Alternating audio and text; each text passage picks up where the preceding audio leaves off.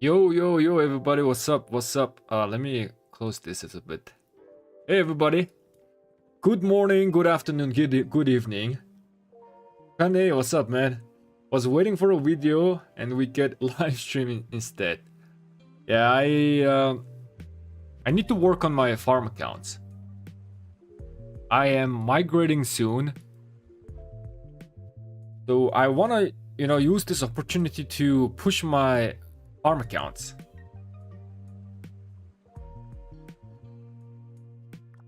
It's my chance. This is the few of the farm accounts that's laying here. I have another few. So we are gonna be using as much speed ups as possible, although my farm accounts don't really have that much resources. I used up every bit of resources during my last KOK. But I'll do what I can and just try to push my farm accounts as high as possible, so that it's gonna be a little bit easier for us to farm. Give me a second. Now it's way too dark, right?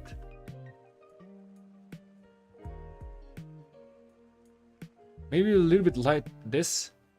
Is this okay? I mean, it is like almost 1 a.m. for me. Okay, it's very late, but if I have bunch of like lights right there. If I turn them off, it's a little bit easier for my eyes. So I can maybe live stream more, I think this is good. Let me see. Yep, this is good. I told you. Yeah, man. I thought that Ihara was fooling us with the information, but she actually ended up fooling us by releasing the true info about the new commanders. So I guess she had the Uno reverse card on us. It sure looks like amazing. Oh boy, man. 5 target AoEs.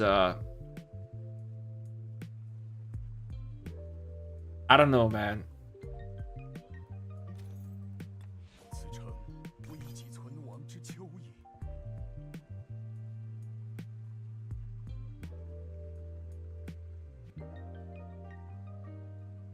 All of a sudden, this skill starts looking poor. They gotta do something about Archer really soon, man. They just gotta do something about Archer. It's Archers are like crying in the corner of the room, questioning their life choices. They're not doing too hot at the moment.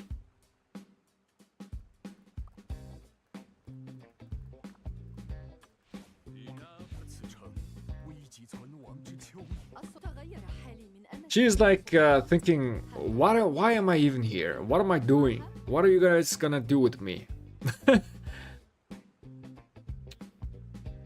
Let's see, man. Let's see. After seeing I Showed Speed livestream, I gotta say Mongolia has good culture. Heck yeah, man. By the way, I Show Speed is actually here in Mongolia. He was yesterday while he was streaming. He was quite literally like only 2 kilometers away from where I live. Although the capital city is not too big here in Mongolia. Yo, bro, this dim light is actually chill atmosphere, I gotta say.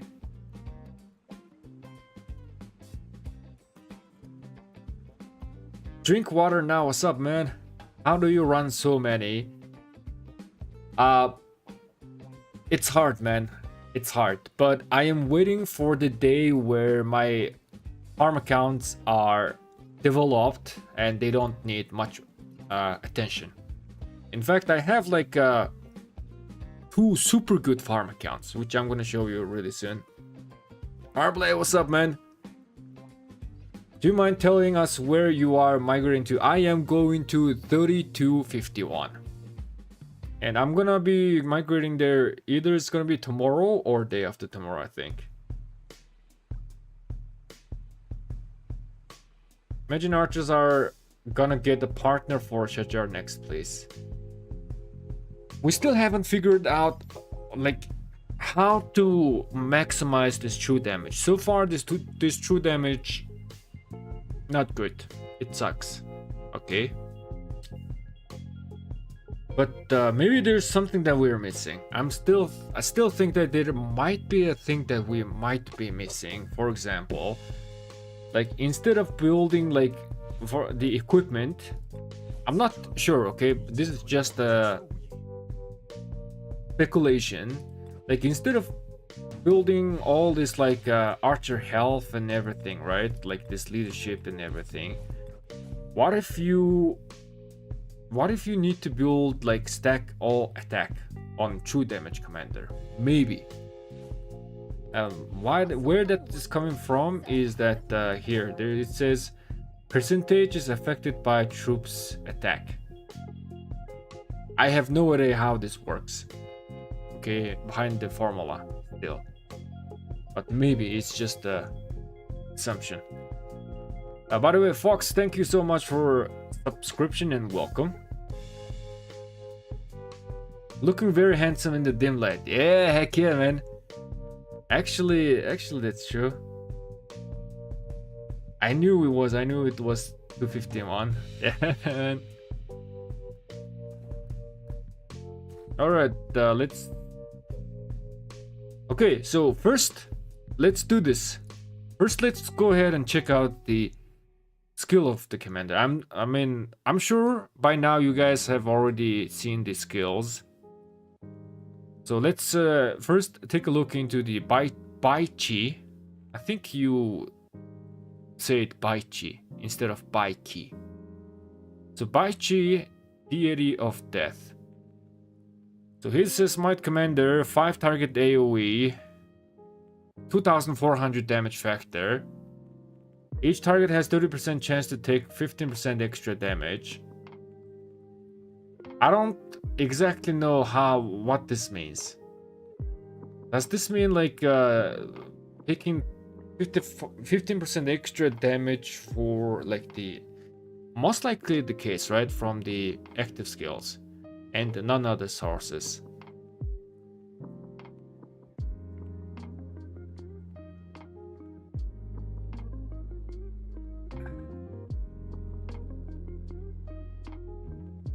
So like for if you're attacking 2 targets, there's like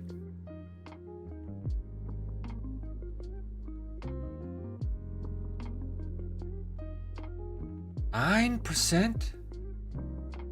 My brain is not braining. Give me a second. It's very late. Yeah, 9%. So there's like 9% chance to negate the damage reduction. Wait, I gotta calculate this. What else? So, oh, by the way, guys. So we have actually together we did a prediction of the commander. So let's see how well this was. So AoE. So we predicted correctly. It is AoE commander, right? However, here we predicted it was 3, but to our surprise, it is 5 target. It's just it's insane. It's too much. But I don't want to hype the commander right now. We gotta check out the other skills. Second skill is 10% HP, 40% attack, and 20% march speed. I think we have that. Let's see. Nah, 10% HP, 10% defense. Can you guys see this? Should I zoom in a bit? Yeah, so these are where our predictions. 20% defense, 30% attack. So I guess we did not. Like the closest is this one. 10% HP, 10% defense, and 20% attack. This is the closest. But instead we are getting 10% HP and 40% attack.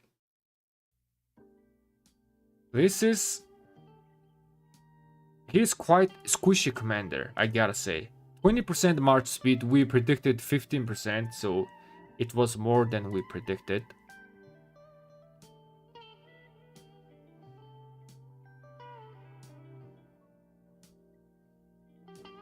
And then we have like bunch of strange skills here, right?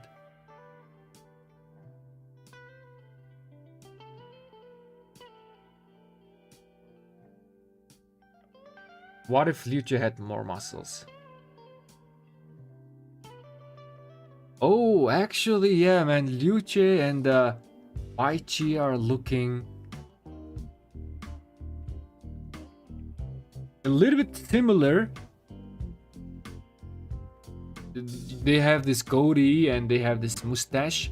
Bai Chi has this. I don't know what do you call this in English word. I don't even know the Mongolian word. This section of the beard.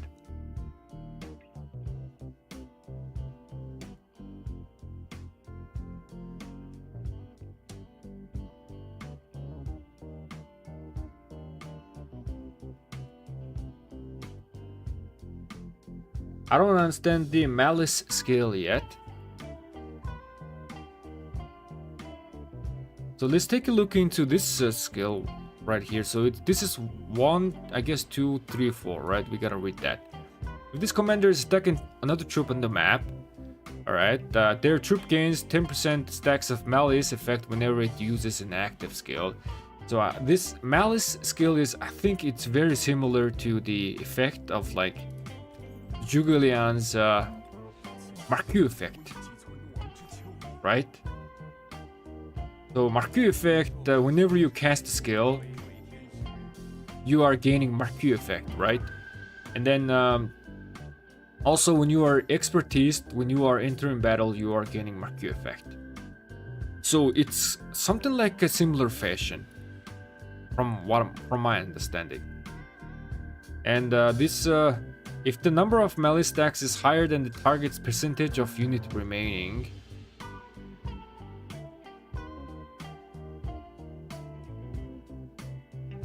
if the number of malice stacks is higher than the target's percentage of units remaining, it spends 10 malice stacks to deal smite damage of this 300. Also gains 10% bonus severe wound inflict by and a 20% bonus rage recovery speed for 1 second. We gotta see and calculate if this 20% rage recovery speed for 1 second is actually gonna make the difference or not.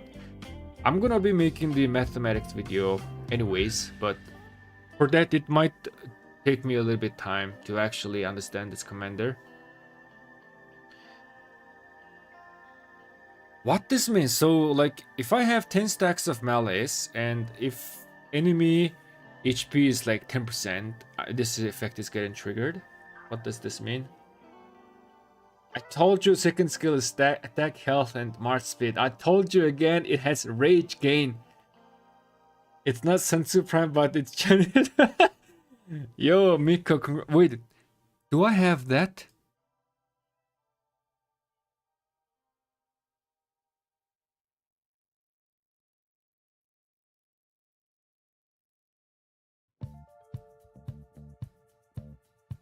% damage reduction, blah blah blah blah. Nah. I guess I did not record your suggestions, maybe?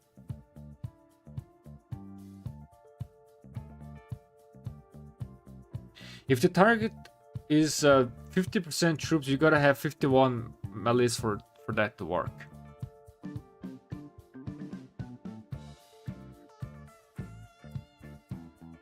Okay, I gotcha. I understand the idea now. Oh, wait a second. Since I am not using this light, give me a second. Since I'm not using this light for my face, how about I light up my green screen in the background? Is that a good idea? Nah, it's not. It's actually making everything really bad. So I'm not gonna do that.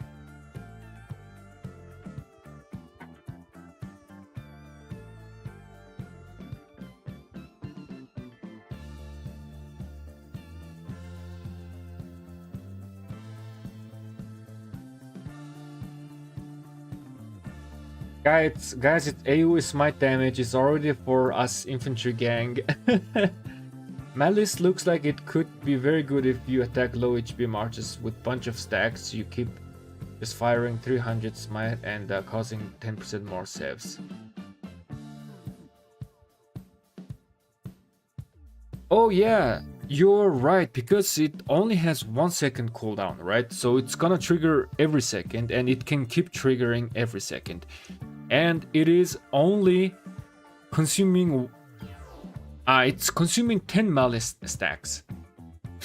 So it's like if you have 100 malice stacks and then you find like a red guy running around, like, right? Maybe like a 5% HP. If this commander troop is attacking troop on the map, so I guess this is triggering from the basic attack. So you are just finishing the guy off. So for 10 turns in a row, you are gonna be doing this much additional damage. So this guy is kind of like a executioner. I wonder how the malice stack is gonna stack much. So let's go ahead and check the rest of the skill. The commander troop deals 10% more normal damage. Okay, this is good. When attacking field troops, their gain, it says their gain, but it should be they gain, right? Okay, so when you are attacking field troops, 10 stacks of malice upon entering combat, and 10 stacks of malice every 10% unit it loses.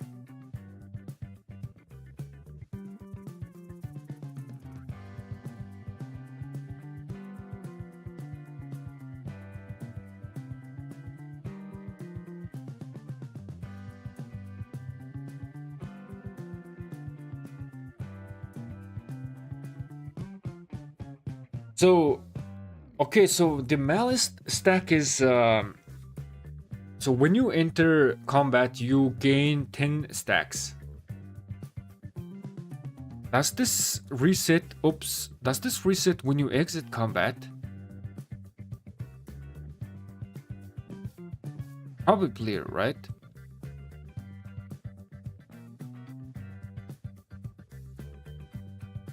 The malice stacks, you probably lose the malice stacks when you go out of combat, right? Let me read the chat. This commander is a win. Yo, it's looking good, but let's not rush things, okay? In the past, I made a mistake. So what mistake I made was, if you guys remember, I made a video about commander pair mathematics, and there we talked about Ragnar Prime and Scipio Prime. So I did an analysis on these two pairing, and in that video I hyped up Ragnar a little bit too much than he should have been hyped up. So we gotta be a little bit, you know, not driven by our emotions. We gotta look things in like neutral way.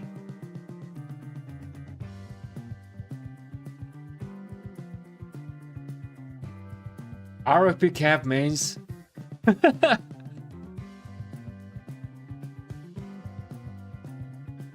I mean, here doesn't really have anything to negate combo attack, right?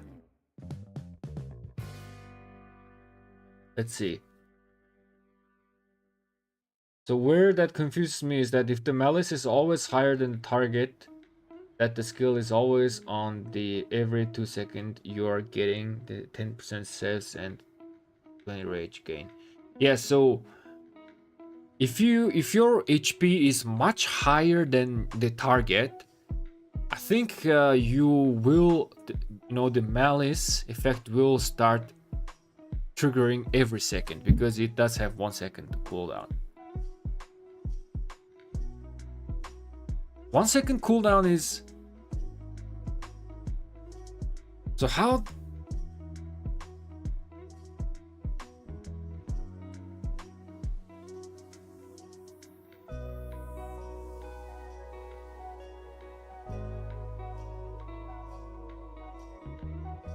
Yeah, 1 second cooldown is... It can trigger every second, right? No, it can trigger every other second because it has 1 second cooldown. Okay, so it will trigger every other second. It's every 2 seconds. So you're right, RS Rock. I think you're right. Might be good with Philip for defense stats and extra skill cast, which stacks more malice.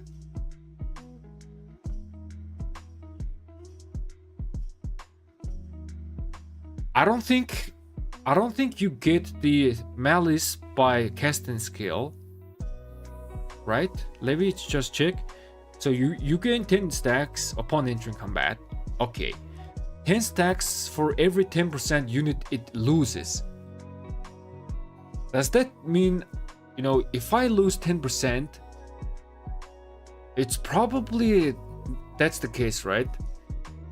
So if I'm losing 10% of my troops, I am gaining another 10 stacks. I think that's how you need to balance this.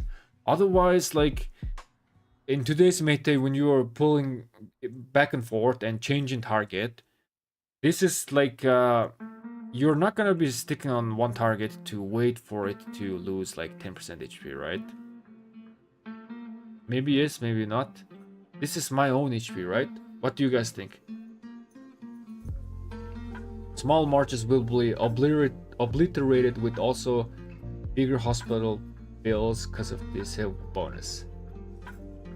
Yep, he's kind of like the executioner. Bai Chi. Oh, look at this! It even says Diary of Death. Diary of Death.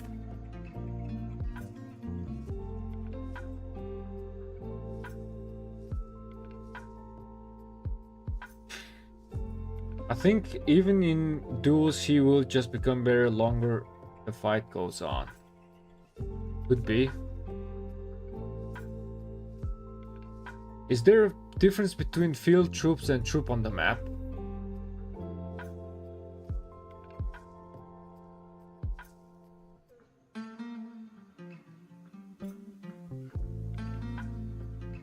Field troop is just open field marches. Troop on the map can include the rallies.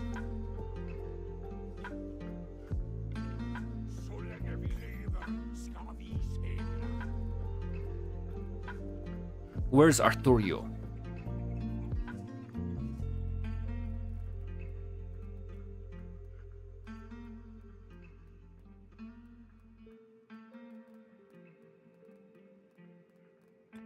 No knight who sitteth at my table is above any other. Non-rallied, non-garrison troops on the map, excluding resource points. So field troop is non-rallied, non-garrisoned, which means it's just open field marches running around.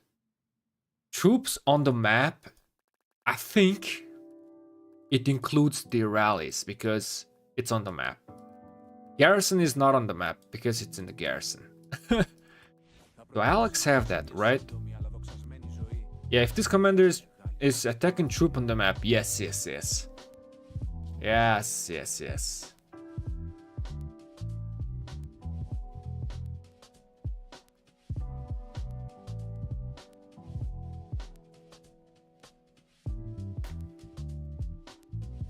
So in my opinion, probably this 10 stacks of melees for every 10% unit it loses is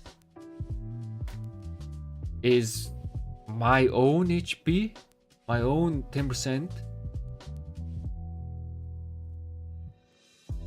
10% stacks per active skill on the Ravager of Land skill. Oh wait. Oh yeah! Whenever it uses active skill, okay.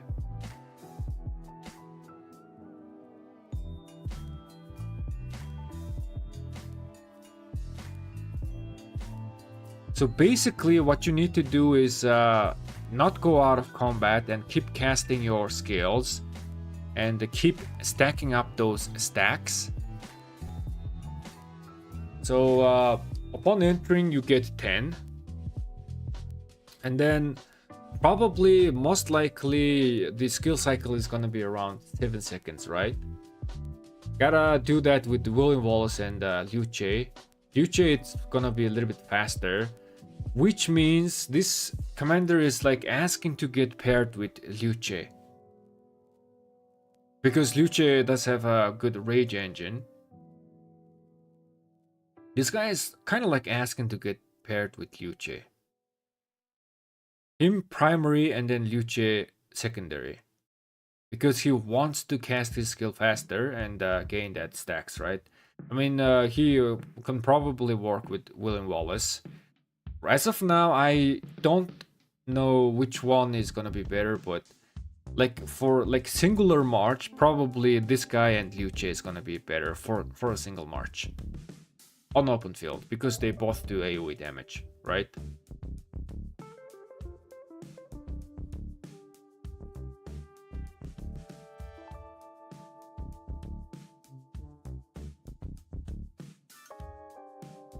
I heard there's more SS troops and even speed up return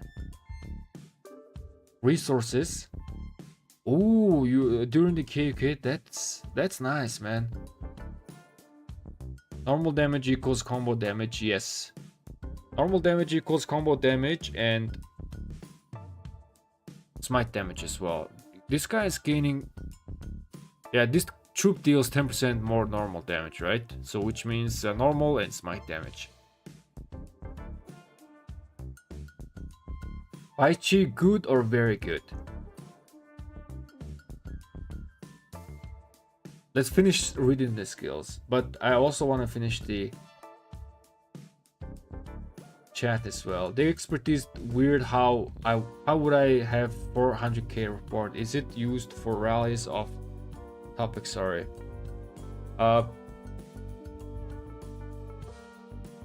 That's actually a good question. Do I have any good report saved up here?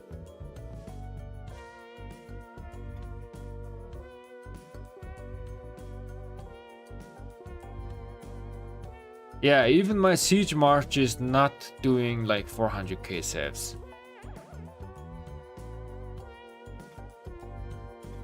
Oh, these are some testing. Yeah. Oh, this time I did 273,000 saves. 200k. I mean, siege march is good doing this kind of stuff, right? But it's not really going up to 400k saves. Let's go back. Guys, I have a question. So this 10 stacks of malice, every 10% unit loses. Do you guys have any idea what this means? It's probably my own HP, right?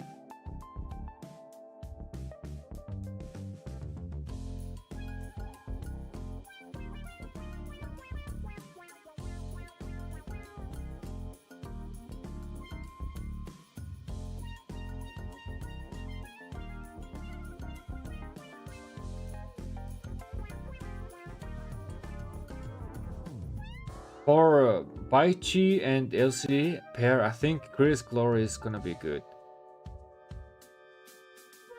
For sure, Horn, you need Horn when you are running Bai Chi, because he wants to cast his skill as fast as possible. In terms of Greatest Glory and Ring,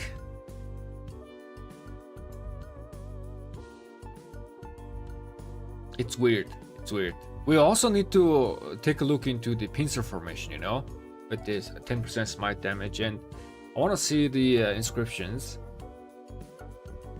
However, if you are running Horn plus Drums build, if you are a drum gang, then Bai Chi is gonna be happy, okay? If you are a drum gang, Bai Chi is gonna be super happy. I even have the emoji here.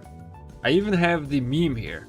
I'm a big fan of Rage Generation, so sometimes I might be a little bit biased.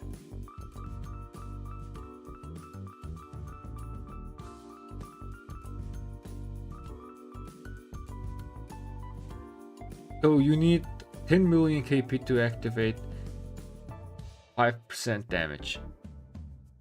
After severely wounding 400,000 enemy unit, it gains 5% normal damage dealt. So yeah, I think you can only achieve this in rally situations. I don't think on open field map you can achieve this.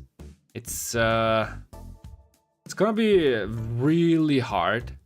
I mean, unless the enemies are like fighting with tier 1 or tier 2 troops, right? Which is not, that's not happening. Maybe you might be able to reach this by when you are fighting, like when you are tier 5 max tech, and then when you are fighting tier 4 players. Not max tech, maybe. But this is most likely not gonna be reached on the open field.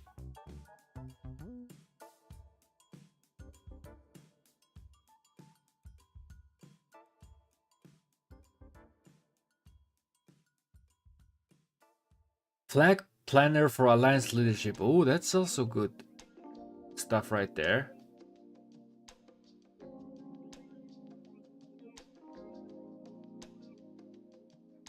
$400k save wound.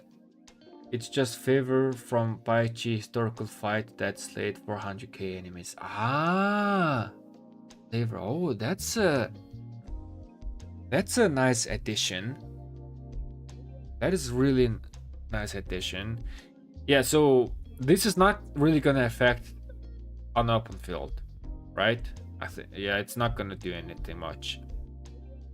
Maybe in rally situation, but I'm not sure you run rallies just to gain this 5% bonus after so many times.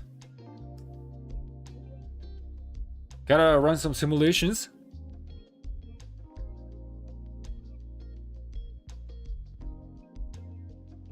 A 5% bonus to smite damage dealt up to 30% for every 10% unit is missing.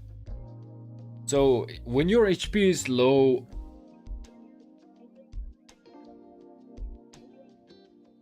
you are gaining more damage. Which in this case, because it's 5% and 30%, max up to 30%, this means you gotta have you gotta be missing 60% HP to have the maximum bonus. That means your HP is already yellow, which is not that good, man. Like when your HP is lower, you're not really doing that much damage. So this like 30% smite damage, I don't know if this is gonna affect too much. But when we are doing the commander mathematics or commander pair mathematics video, after I analyze, these tricky stuff is not really gonna affect the overall DPS comparison. I'm probably gonna end up calculating William Wallace with Baichi, and then Baichi with Liu Che, and then just compare those two pairing. And we can calculate the DPS. It's gonna be really straightforward and easy. We don't need to calculate all of these crazy stuff. All these stacks and everything.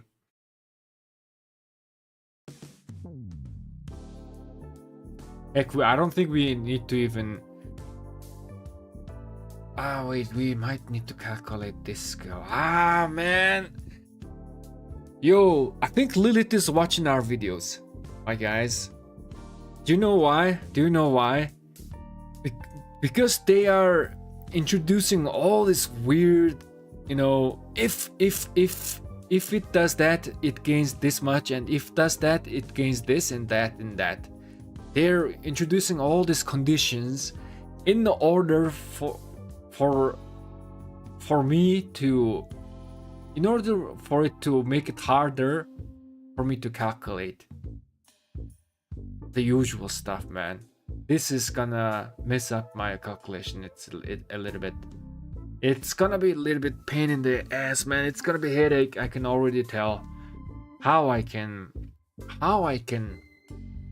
avoid this.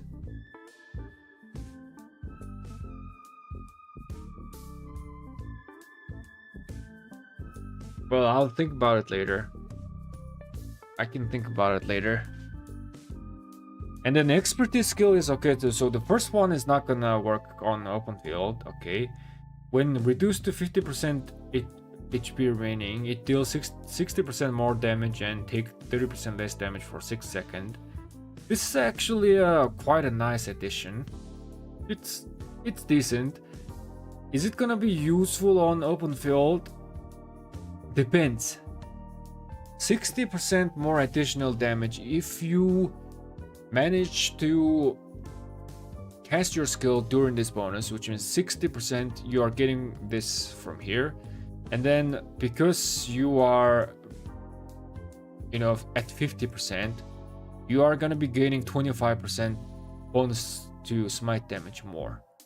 So total, you are gaining 85% bonus to smite damage, and then another 10% means 95% bonus.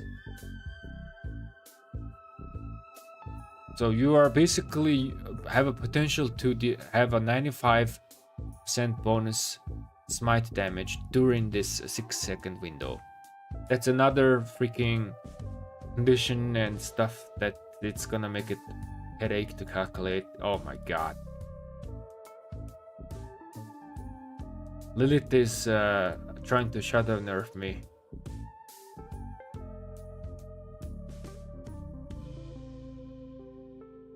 We were discovering the secrets of Rise of Kingdoms with the math too much. So Lilith decides to, hey, this guy is trying to do some stuff, you know, let's make our math harder.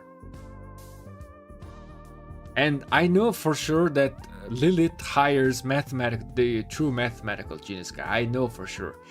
I even think that they have like professor working as a consultant, like math professor.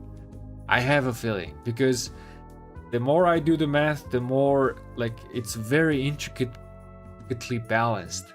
It's very like developed or mature, how to say. When reduced 15% unit remaining, which is your like red HP, you're not gonna be doing much. So you gain 100% more damage and 50% less damage for 6 seconds. This is I don't think this is gonna affect on open field too much, because your HP is already so low that you're not gonna be doing that much damage. So once every hour, or it resets if the commander is in the city. Oh, excuse me. One thing for sure that I can already tell that this commander is going to be beast on Canyon, or at least he's going to be really strong, because he can take a full advantage of these triggers or this expertise.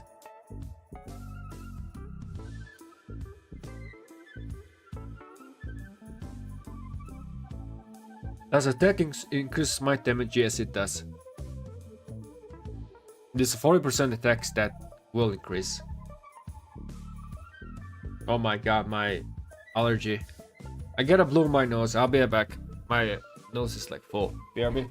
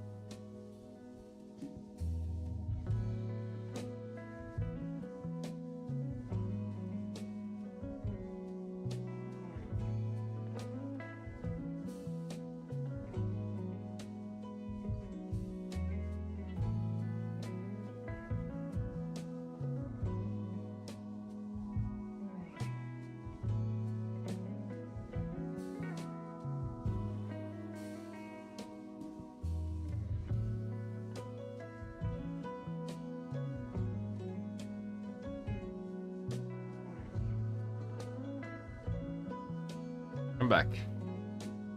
Alright, let's catch up on the chat. Sharvandar, what's up, man? Really want to torture you with math.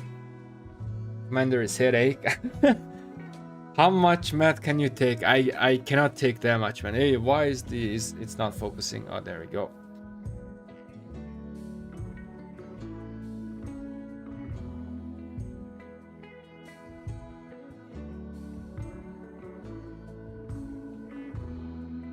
It helps when you retreat your troops. Oh, that's correct. That's true.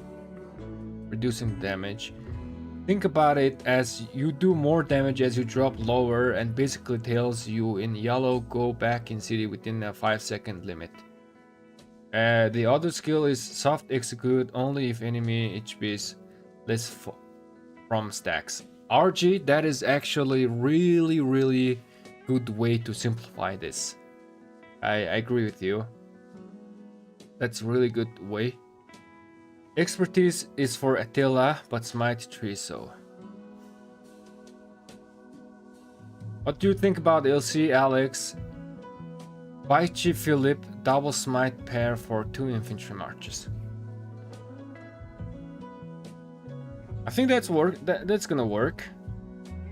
I mean, Philip can work with anybody, so Philip can work with Baichi. But in order to like actually recommend, I have to take a look into your entire marches. What are the other options, right? But if you don't have any other marches and like only 2 march, though, I think those are pretty good options that you're going for. Kinda don't want to expertise him to save heads though. I think 5-5-5-1 is all we need for the field.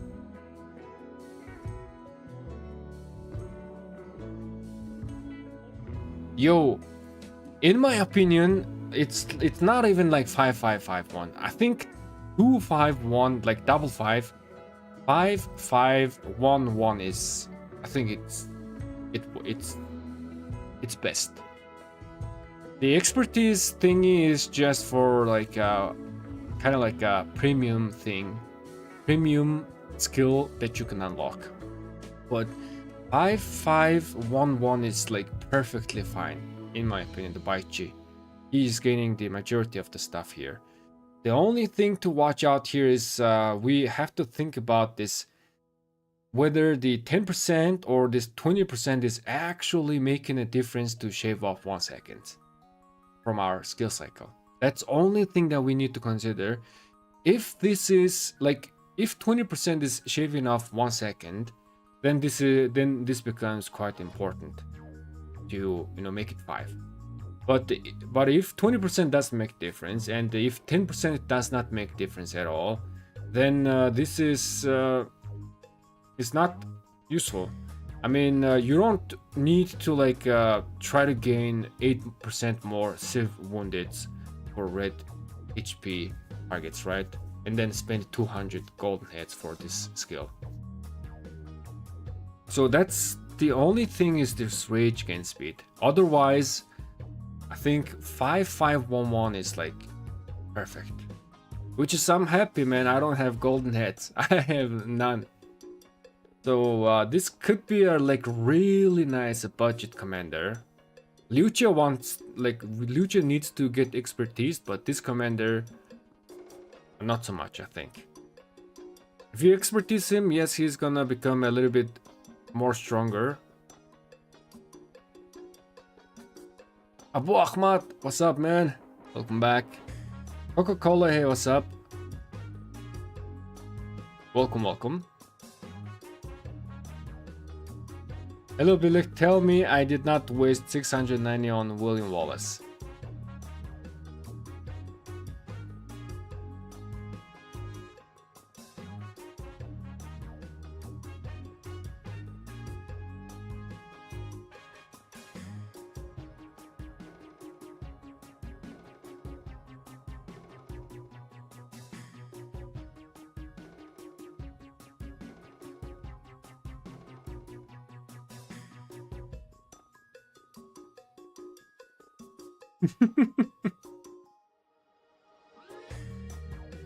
This commander is so squishy, we need to test him with Gorgo for more tanking. Ah, that's actually a good point as well. That's actually a good point. Yeah, regarding the stats, this commander is kind of squishy. I mean, 10% HP is 10% HP is not good. And he doesn't have skill damage reduction. He doesn't have normal damage reduction. So this guy is kind of like a glass cannon type of commander. Now that I think. He does a lot of damage, but he's just a little bit squishy. And if we take a look into the potential commanders, like Liu Che is not that tanky as well. 20% defense and 20% skill damage reduction is not considered tanky. Scipio is decently tanky, 20% HP. Ragnar is way much more tanky, 40% defense. William Wallace, 10% HP is, again, he's not too tanky at all. And surprisingly, Alex is quite tanky, because you already have the 20% defense from the museum, and then whenever you are having shield, whenever you have shield, it's 40%. Wait, which one? I'm confused now. Give me a second. When you have shield, it's attack. When you don't have...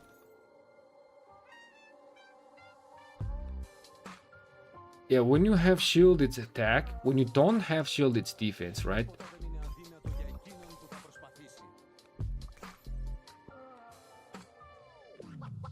No, it's the other way around. So when you don't have shield, you have attack, and when you have a shield, 30% defense. And the shield is for 4 seconds, which on open field, I mean, I would actually say, I mean, this additional 30% is, you are gonna be having this 40% more attack most of the time. This 30% is not that much, but it is still something, and I would actually say that Alex is just tiny touch tankier than Baichi. Yep.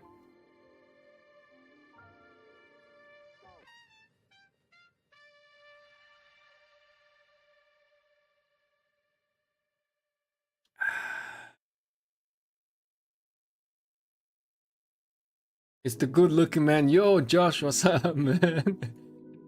Hey, give me a second. There we go. Now you are also servant of this channel.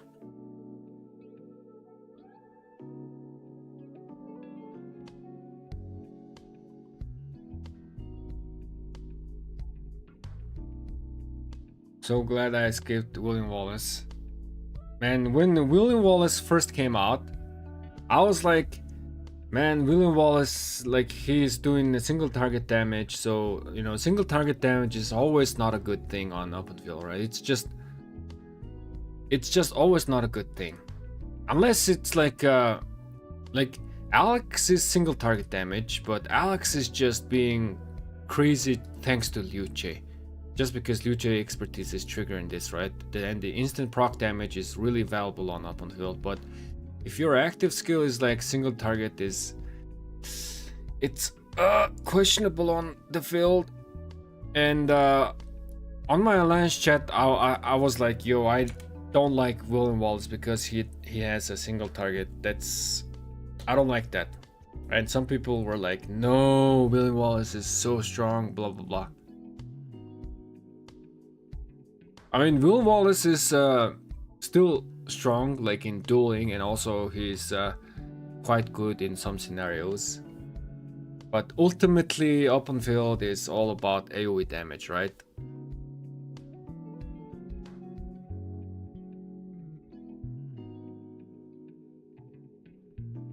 Scipio Prime gives more stats than Baichi. Yeah, Scipio Prime is still beast of a commander. I still think Scipio Prime is just beast, man. Who would I bench first? Scipio Prime or Ragnar? I would bench Ragnar before my Scipio Prime. That's what I would do. Just because he is giving us really good stat, he has instant proc damage, decent AoE damage, and 30% HP reduction, and you know, really decent amount of march speed. Out of territory, you are 25%. Inside territory, you are losing the extra 10%, but you are gaining territory march speed anyways, right? So Scipio Prime is fast, offers really nice stats and everything. So I like Scipio Prime. My preference. What is proc damage? Proc damage is instant proc damage.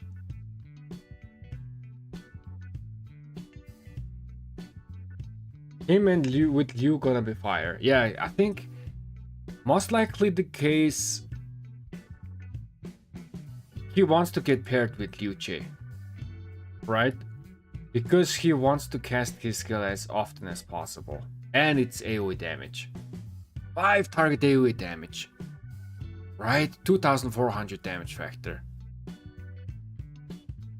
So the faster you cast your skill, better. So you are running Horn, and Liu Che is also going to help with that.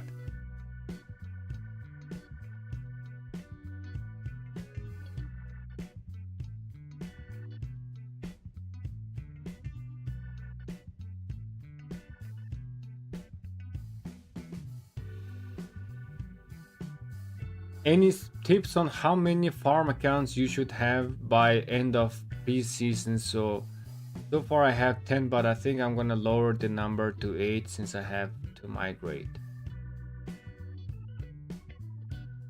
I mean, if you're looking to do 30 million saves every KK, like 4 good farm account is enough. 4 good farm account is enough. And you log in like 3 times a day on those 4 accounts, and you're good. But those farm accounts has to be like a City Hall 24 and really decent farm accounts, right? If it's like really low level farm accounts, it's not gonna do the job. Yeah. I mean, 4 count for 30 million saves is like enough, but it's also gonna like sometimes it might not be enough. So better for like if you have 5 or 6, it is like okay, now you are rest assured, right?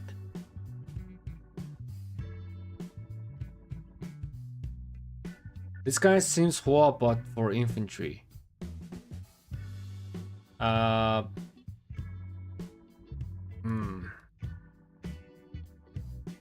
I mean, in terms of the like graphics, let's check out Huo. Now that I think he does look quite similar. I don't even have Huo. Nah.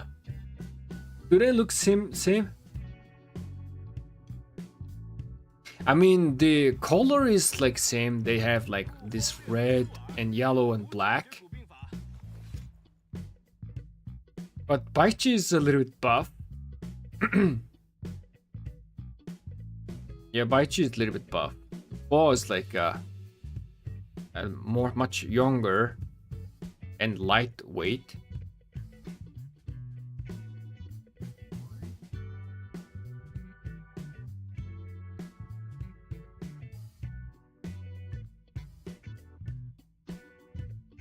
Maybe we can use him with Philip with mixed troop. Yeah, that's also a good idea. I mean, Philip is working really good with Zhuge. So Baichi primary and the Philip secondary is also gonna be like a really good option. Yeah.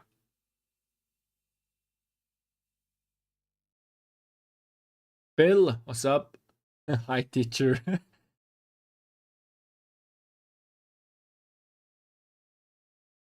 I have so far Scipio, Alex, both max. What's future commander to work on how to pair? Yo, by the way, guys, so I think judging by the so who's gonna last long?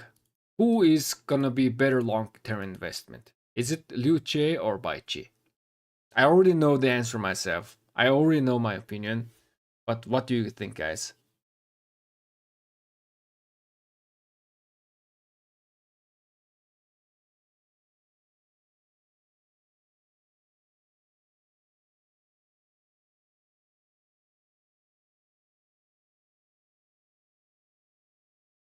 Oh god, Billy, you're just dishing out her today. Bench William Wallace, bench runner. I'm sorry, man. I'm sorry.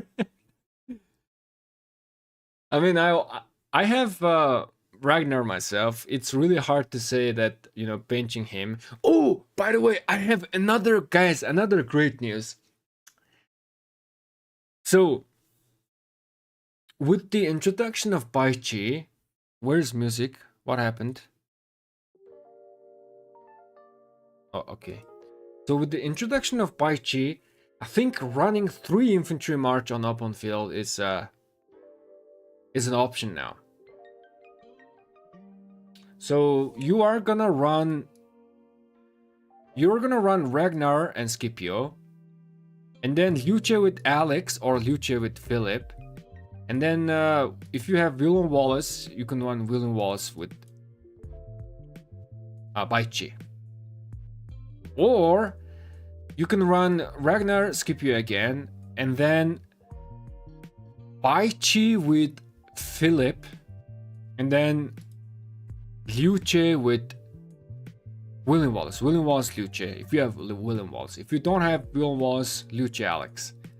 So 3 really strong infantry march on open field. I think that's good news.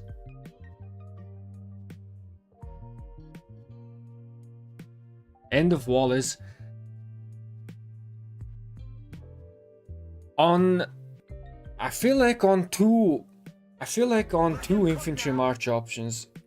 Yo, Joss, thank you so much for the super chat. Bilicht, do I get daily pictures? No, I'm not.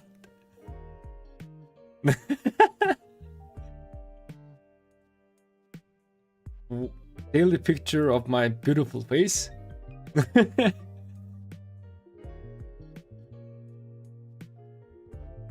Man, I'm yapping too much. I gotta read the chat. I'm way too behind.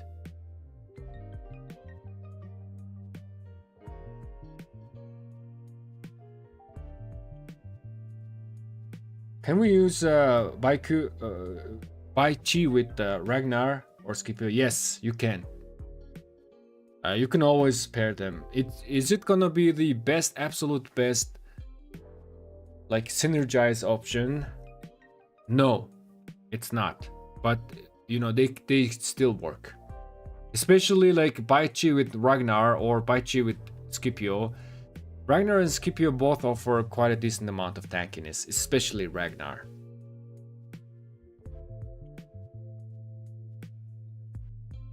One farm for each resources or what? Nah, you just farm every resources on your farms. You don't have to like do that.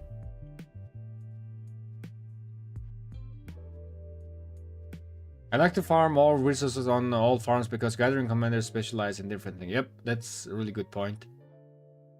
And also, like, if you have many farm accounts, it kind of becomes difficult to find higher level resource node, right? But again, that's gonna depend on your kingdom as well. Like, if there's many farm accounts, it could be like difficult. So you just farm whatever higher node you find. At least that's what I do. But I just try to farm like every resource. But like, are you gonna bench Alex now and use Bai Chi LC with Scipio Ragnar? I would if I had the golden heads, man. I would. Unfortunately, I don't have the golden heads. I have like 0. I still gotta max out my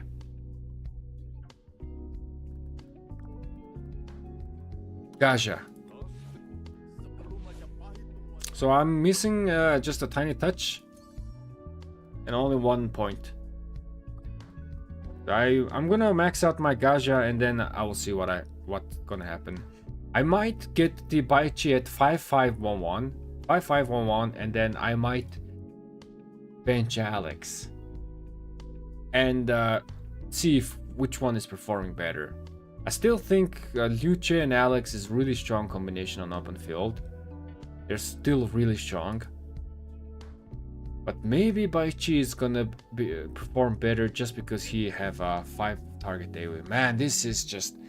You have 2 5 target AoE commanders for infantry now. That's insane.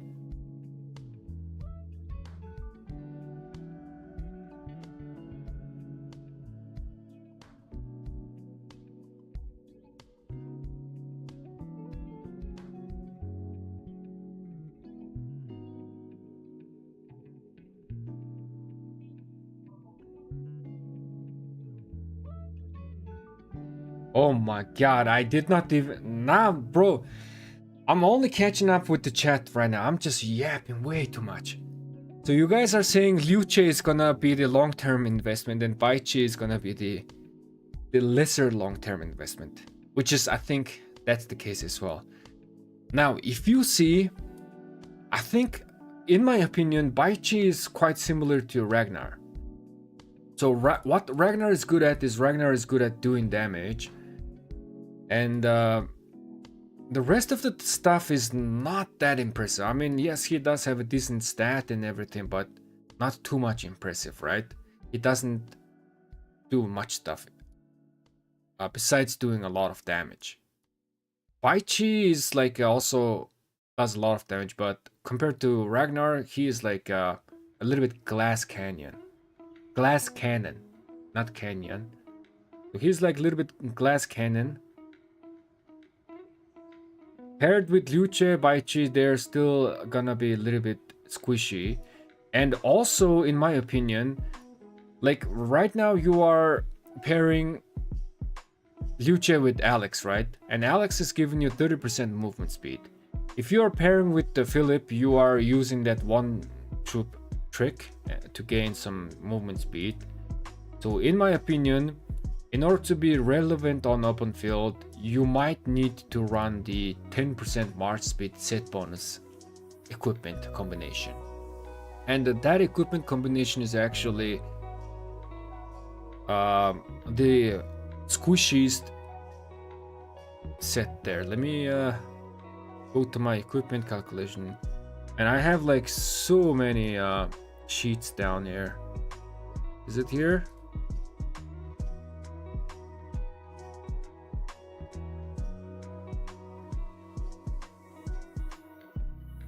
Yeah, you might need to run this on LC and Baichi. You might need to run this, but according to our calculation, it's not that tanky and it doesn't do that much damage as compared to the like. Well, which one I'm comparing this? 172. Okay, so we're comparing that with this one. So this is the best equipment, right? Yeah, stats wise. It's making you the tankiest and you are doing the most damage. But the only problem is you are not having the 10% movement speed.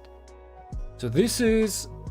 Baichi and LC want to have this equipment just because it's gonna give you some more HP and it's gonna be providing you more tankiness. Yeah. However, because Baichi is 20% movement speed, you might need this equipment for the extra 10% to compensate for the movement speed deficiency.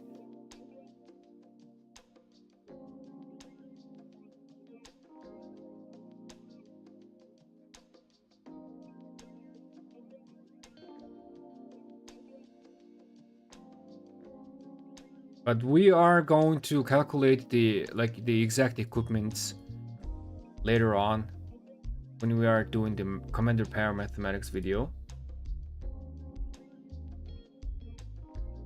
Autograph. Yo, Lambo, welcome, man.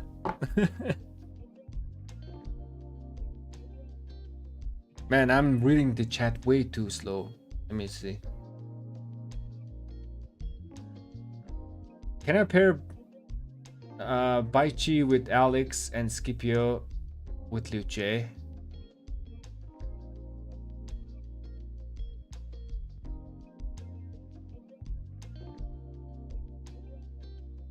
Yes, you can, but I think I would do the other way around, just to balance things. So I would pair, if I only have those 4 commanders, I would actually have Scipio primary maybe. Scipio primary and Baichi. Scipio primary is gonna be a little bit faster, and you are gonna be gaining rage faster because of your support talent tree. And Baichi can cast his skill faster, right? And then you still run Liu Che with Alex. In terms of tankiness, that's how I can balance things.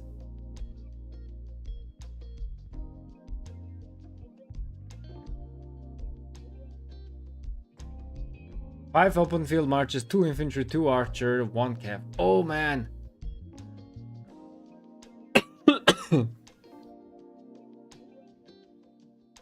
So I'm also running 5 field marches, and if the next archer commander is gonna be bad, which is, I think the next archer commander needs to be like super good in order to compensate the current deficiency of archer commanders' performance.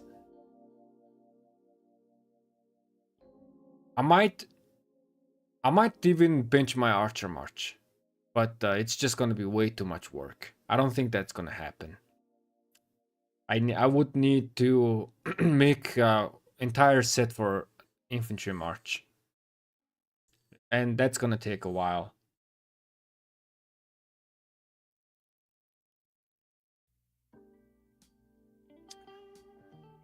Is that a rubber? No, it's not a rubber, man. It's a lung destroyer.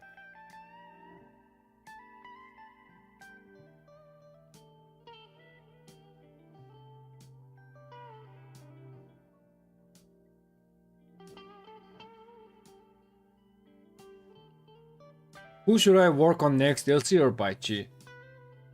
Your priority is still gonna be LC.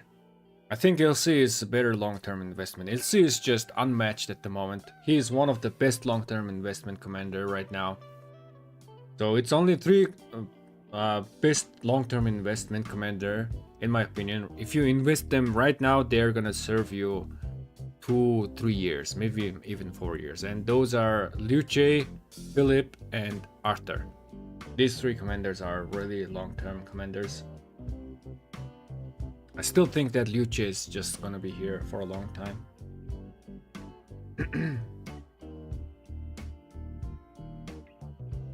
I call you Yapek from now on.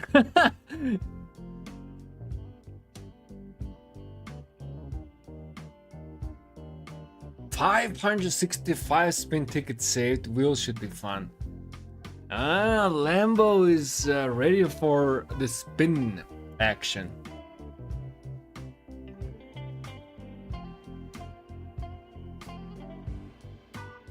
Yo, Chuck, what's up, man? I might push 3rd set for infantry and run Wallace LC, Scipio, Ragnar, and Baichi Philip. That's a good idea. That's gonna work really good. That's actually really nice.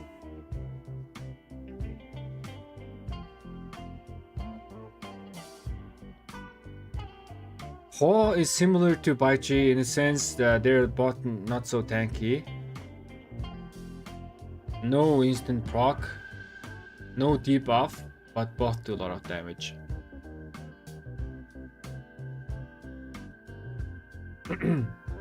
I get the idea, man, Vincenzo.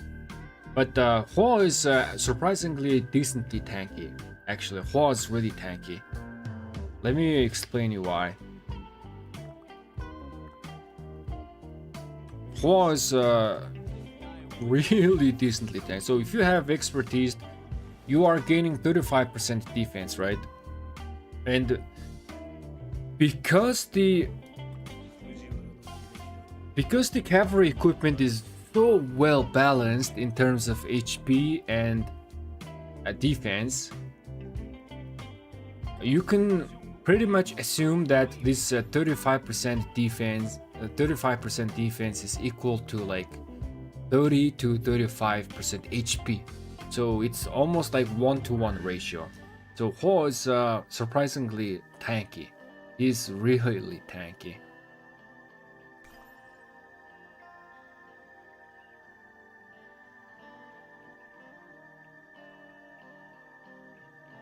Venture Archer March, I'm subscribing. Man, I gotta not talk about archers when Lambo is around.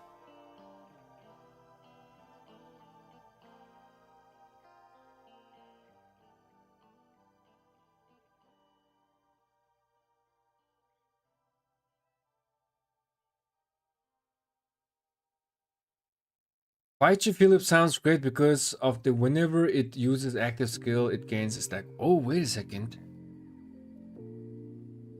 That is actually a great point. I thought this was only this commander. Let's see.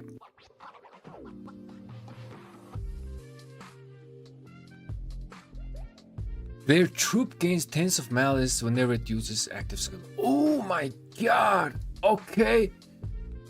Yo, wait a second. Yo, Philip. All of a sudden, Philip is superb combo. Philip might be even better combo pairing than Luce, maybe. Wow. That's true, man. Very observant. DKX.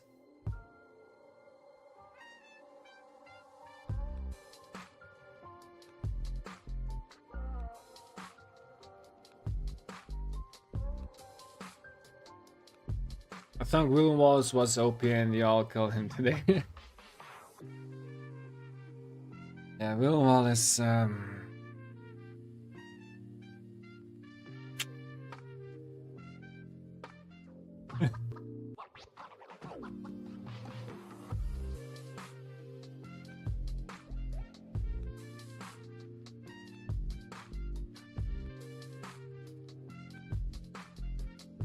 Yo, Morsant, what's up, man? Welcome back. Yo, Benedict, I got a keyboard. Sadly, my older iPad broke after 7 years of use.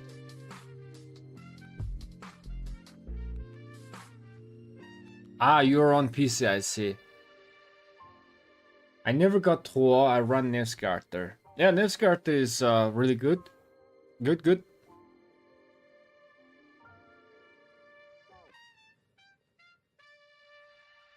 It's like Nevsky Arthur right now is like somewhere around A or B tier. It's still relevant.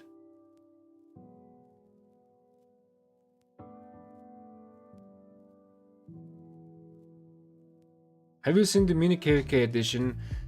Someone shared it in my Discord. I just quickly glanced over it, but I did not see it like fully.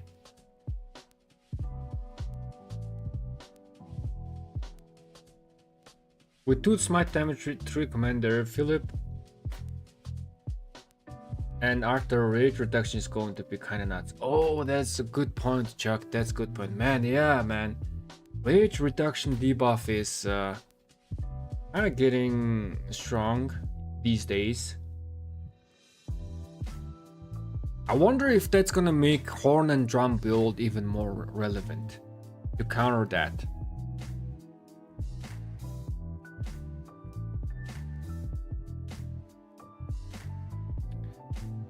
Philip seems strong because of the malice generated, but isn't 100 malice is theoretical maximum you can benefit from?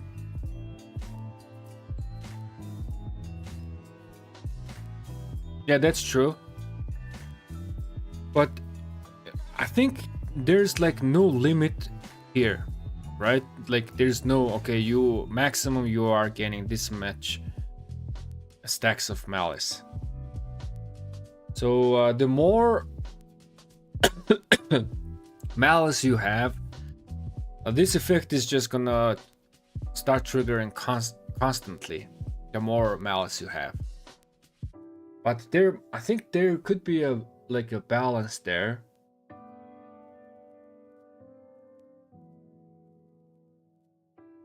So each second you are gaining.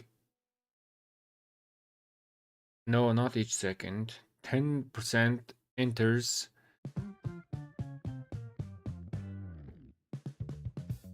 10 stacks. And then first skill cycle goes off. That's additional 30 stacks of malice. So that's total of 40 stacks. And then after that, let's say it's gonna do the same with Philip. So that's another 30. So that's 70. And then 100. And then you start using your malice 10.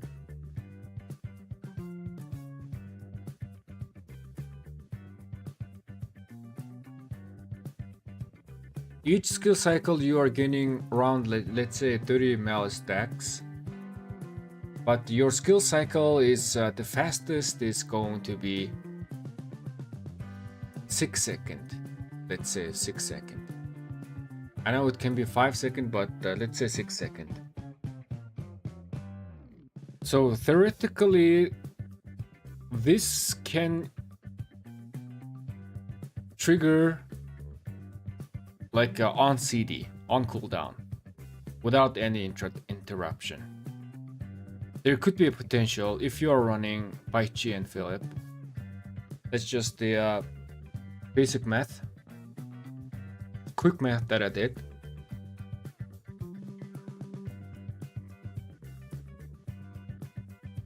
By the way, I ran Shajar Philip and was bad on the field.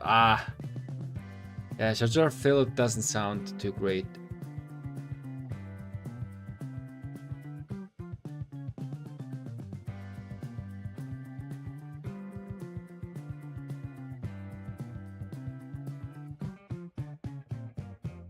I'm running 11.4% HP on my Delta. Sadly, I have to lose 3.3% so I can put on the butterfly. I think I'll get an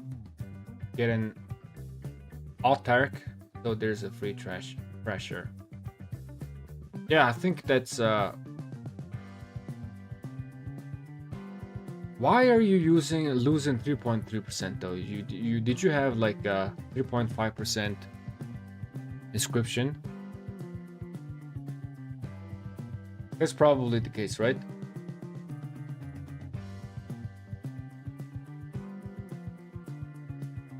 I don't like the new Garrison, by the way. Yeah. Okay, so Baichi is that. Okay, let's take a look into the new Garrison. I already quickly glimpsed the new Garrison, and I wasn't feeling the new Garrison. So this Garrison is supposed to. We were expecting to counter a rally of Attila and Subete, right? But this guy seems to be like super squishy, and I don't think he like does that. Let me read the chat real quick.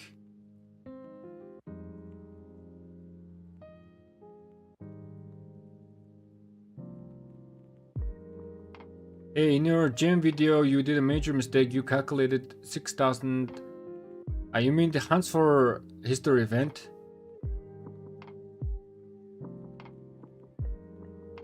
You mean Hunts for History event? Yes, I did I did calculate all the materials, but in my calculation, I did not calculate the bone. Maybe that's why yours is showing better value. In Hunts for History event, you are also getting green and blue bones, right? So I did not calculate that at all.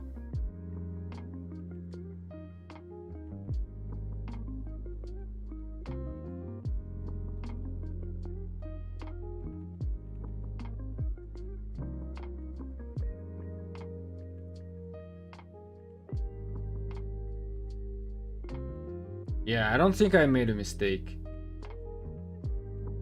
But drop me a DM on the Discord and I'll check your calculation.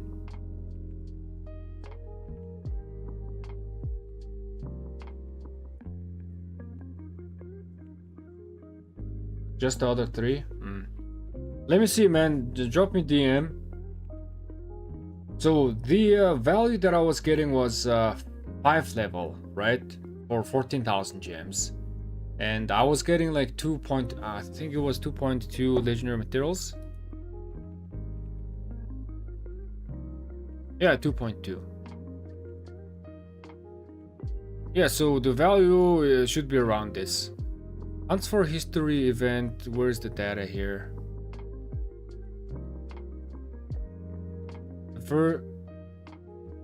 No, the average was calculated. Yeah, the average material was calculated on all the levels.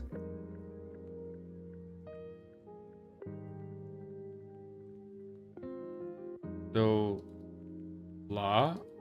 total 11 legendary materials, and if I divide by this is 2.3 legendary materials per 5 level, and this was 2.1 legendary material per 5 level.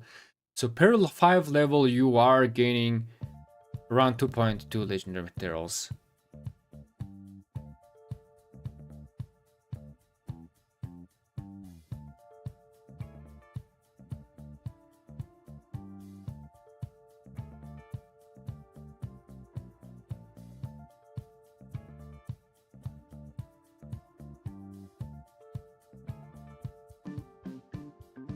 Mighty Shield different from regular. I think they're the same, but they just don't. They can stack. Yeah.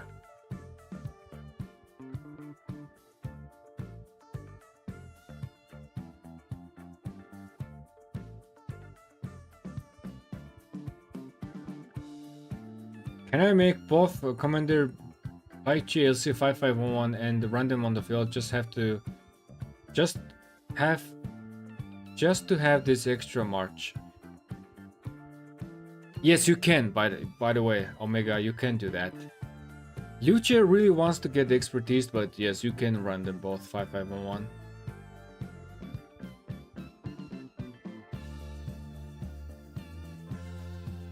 You get 2.35 legendary materials per 5 levels, and they cost 13,000 gems. I explained my math on the video. Yeah, 13,000 gems is 13 hammers, which mathematically yes, but I assumed it's gonna be 14. 2.36 legendary materials is close enough. Mine was 2.2 legendary materials, right? So it's close enough.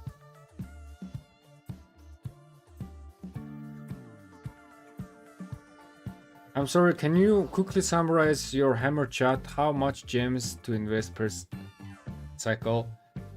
Max, I just posted the video on ranking every event based on their gem value. So I highly recommend to check that video out. I think it's quite decent video. And I explained everything, every event there.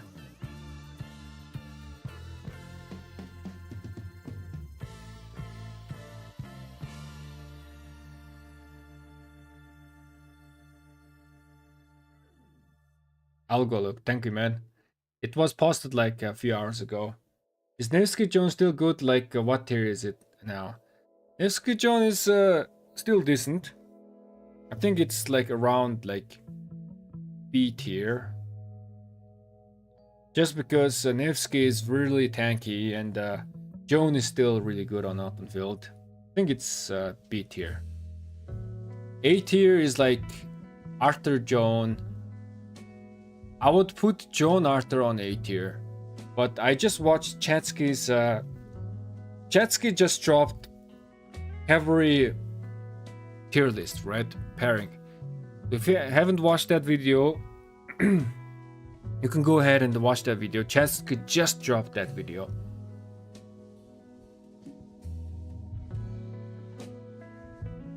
I mean, he did drop this new commander, but it's a previous video. And then Arthur Phillip is also A tier. I mean S tier, right? S tier. And then we have A tier marches and then B tier. I think Nevsky Joan is kind of like somewhere around B tier in my opinion.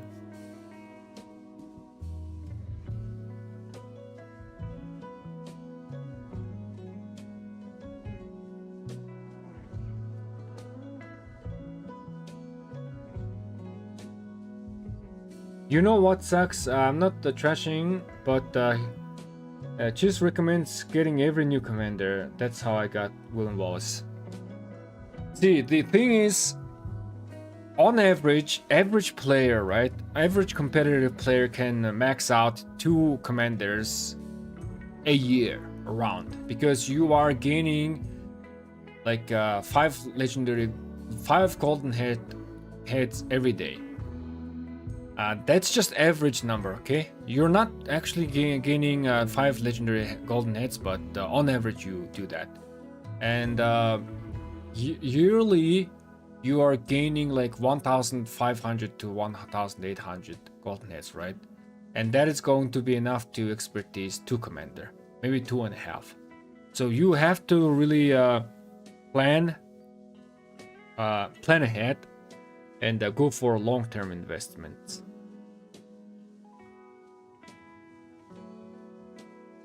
You cannot, it's impossible to expertise every commander right now, unless you are super spender, right? It's gonna be really hard, because they are introducing like 2 sets of new commanders like every season. So it's like 8 commanders a year on average or something like that. So all those 8 commanders, you can only choose 2, right? 4 of them are gonna be open field, so you can expertise half of them, maybe like 3 of them.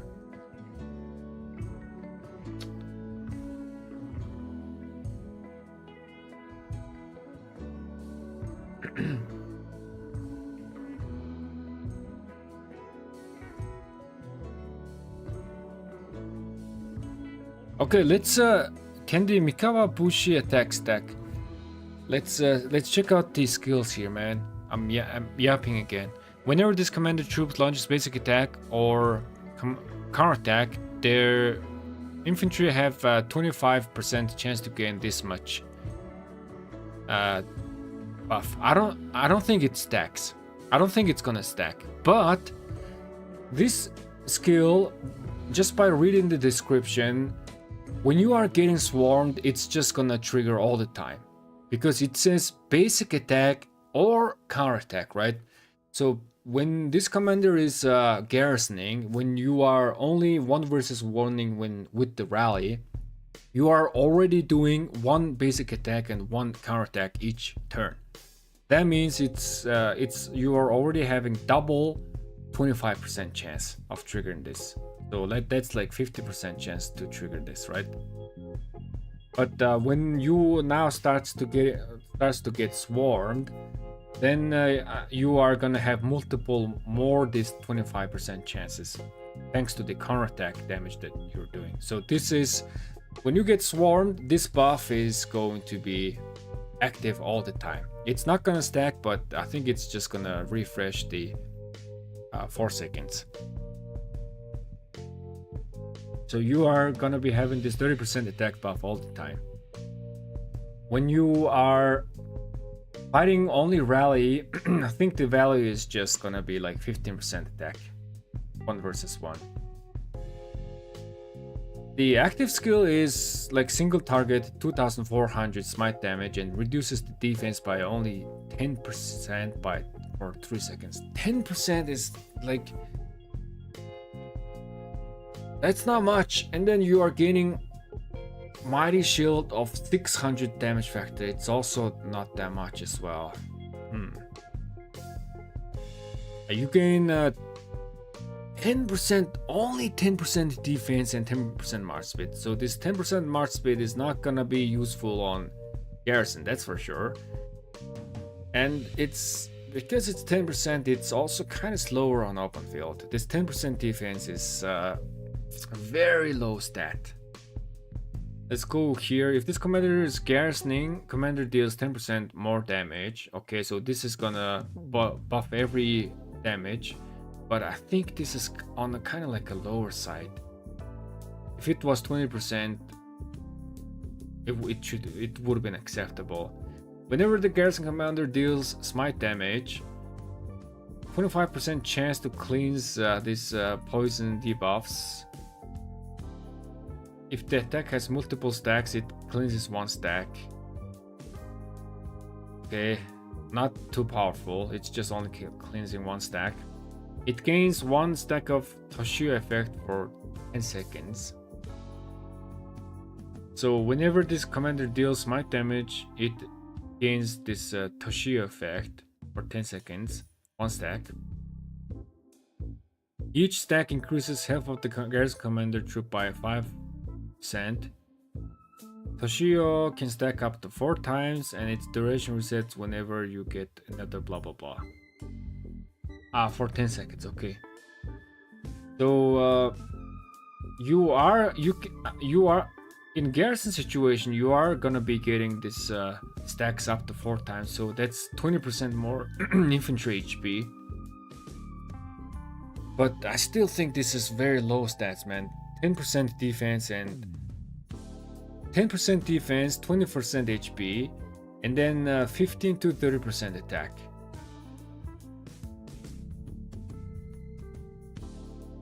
And then 10% more damage dealt. Is that low? Where's Gorgo?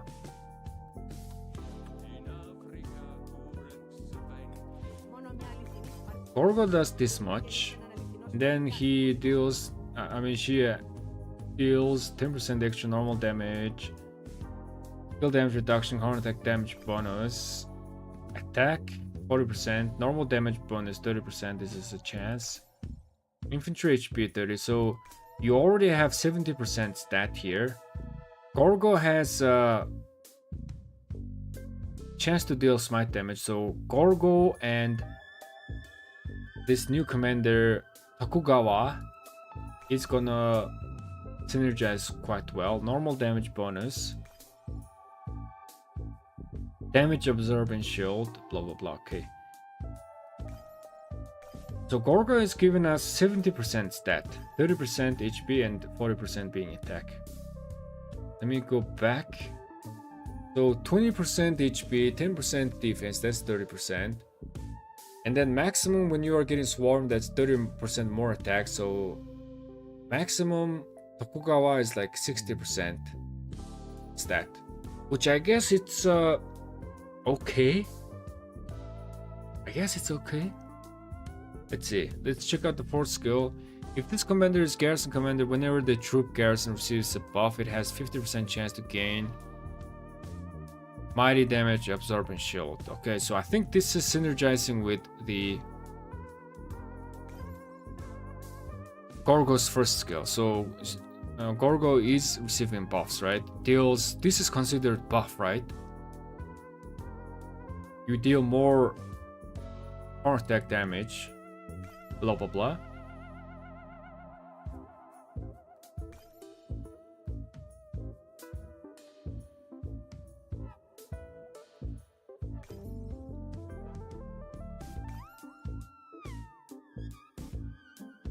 This is also buff.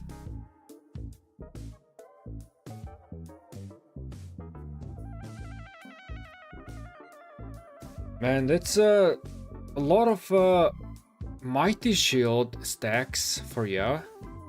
That's a lot of mighty shields. Let's see, Siege of Osaka. Osaka. Siege of Osaka.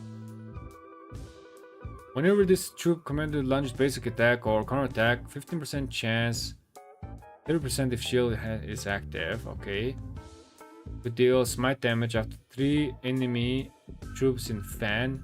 Damage factor 300. Every additional damage reduces the damage by 15%. Cooldown 10%.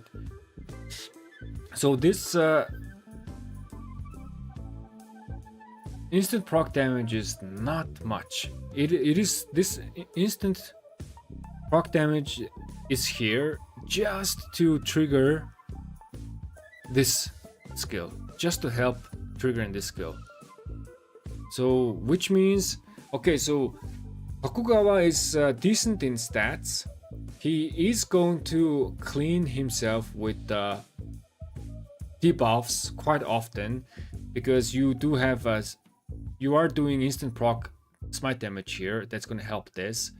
Gorgo is doing instant proc damage as well. It's just going to help this. And then they are both doing smite damage with their active skill damage, right?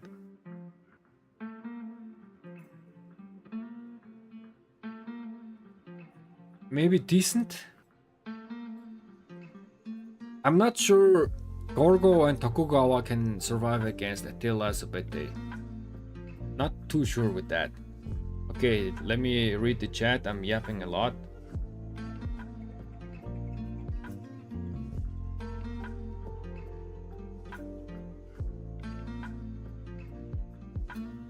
Do you think it's worth to dismantle 2 daggers for 2 drums? Yes.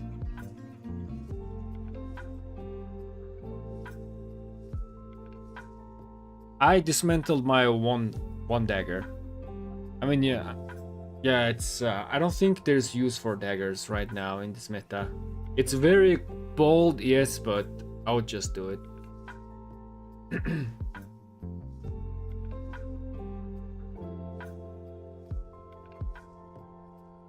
But that's me only talking about on open field, right? That's only for open field.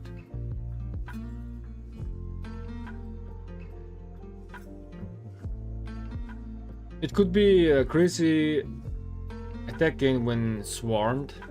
Yeah, that's actually true. When you have 2 daggers, it's really good to swarm. If you are swarming things, probably 2 dagger is okay. But if you are just a open field player, if I were you, I would just dismantle that.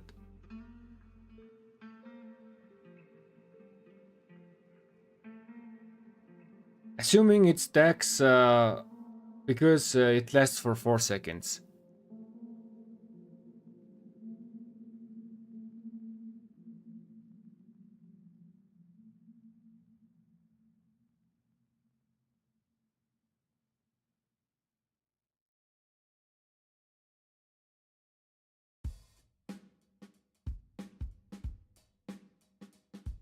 No, it's not gonna stack, man. It's not gonna stack. It's like kind of like having this shield, right? You are gaining Mighty Shield for 2 seconds, and if you gain another shield, it's just gonna refresh the duration. I don't think it's gonna stack. If it stacks, then it's just...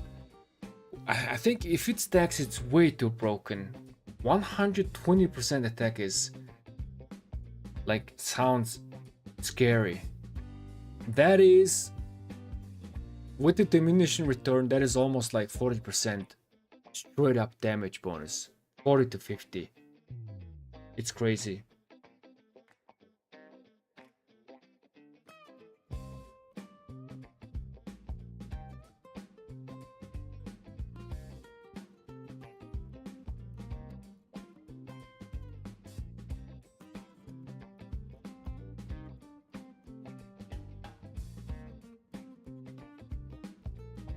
The description doesn't have a cooldown. The way it's written doesn't prevent stacking.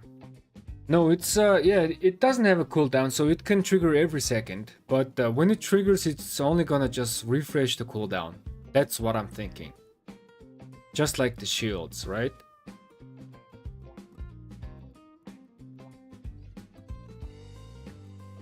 It's just gonna keep having this effect. Let me show you something. So this is kind of like this one. So that effect is really similar to this, right? Emergency protection. So whenever this commander takes skill damage, so there's a trigger condition here. 50% chance to reduce all incoming damage by 15% for 3 seconds. So this doesn't have cooldown. So the way this works is the more you are receiving skill damage, you are just triggering this all the time. This means that you can have this 15% a skill damage reduction all the time when you are getting swarmed. So it just refreshes the 3 seconds of cooldown. And I can prove you this by showing you a report.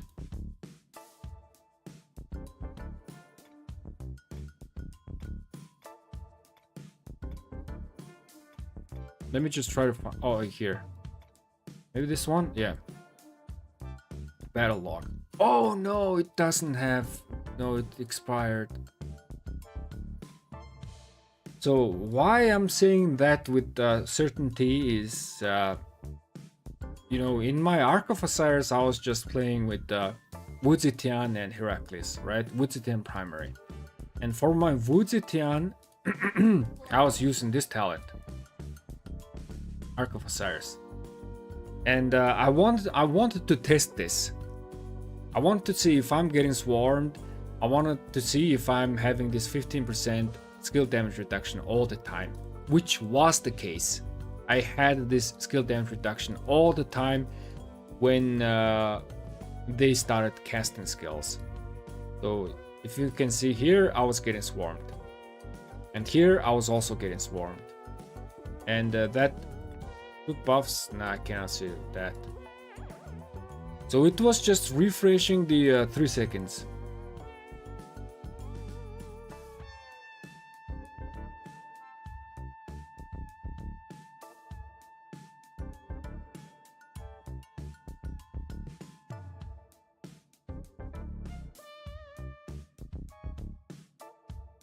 As it says, in-game context subject to change. Oh, that's a good point. This might change. It might become different. So basically 20% HP, 600 and 1200 shield as well. What's the difference between shield and mighty shield? I don't think there is a difference in formula wise. I think they act the same. But I remember Omniarch, was it Omniarch or Chiss? One of them said that Mighty Shield is stronger. Honestly, I haven't really looked into the damage formula behind the Mighty Shield. But one thing that I know for sure is that if you gain Mighty Shield and regular shield, they can be active both at the same time. So 1200 Mighty Shield damage factor from Heracles, and then Martel 1200 shield, just normal shield. So total you are gonna be having 2400 damage factor shield. They will not, you know, erase each other, right?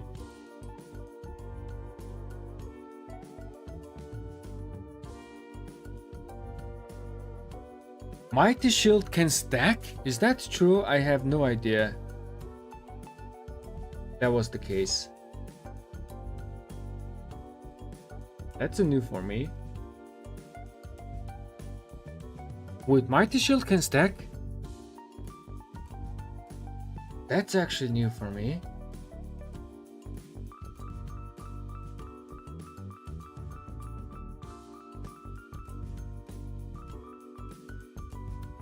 Tetsuto formation for the new Garrison. That is very good observation. I don't think we should be ignoring that fact as well.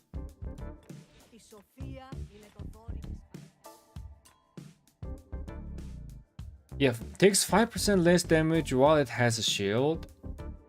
And all troops, healing troops is 2.5%. So the idea behind this is you're suggesting we can have 5% less damage while it has shield all the time.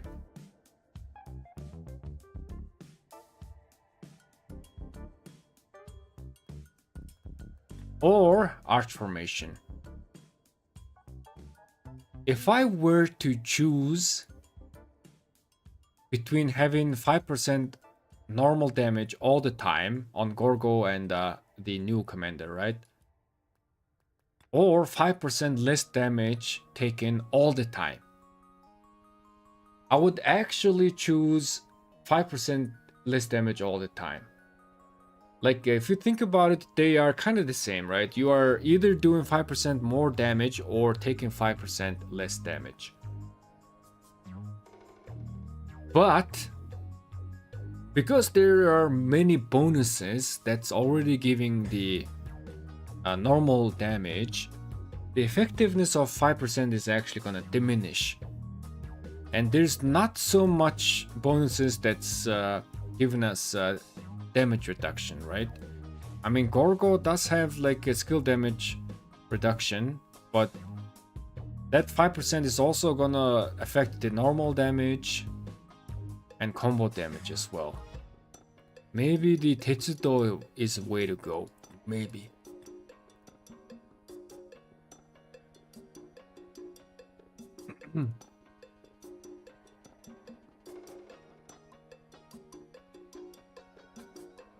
Yo, Mr. Smoke Turkey, what's up, man? Welcome back.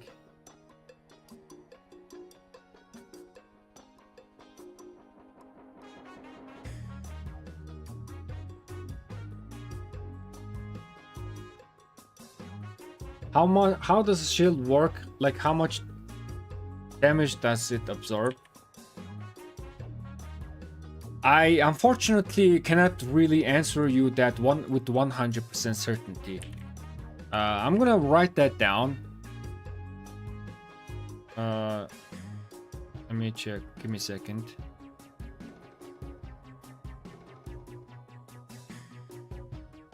And I might do a video in the future.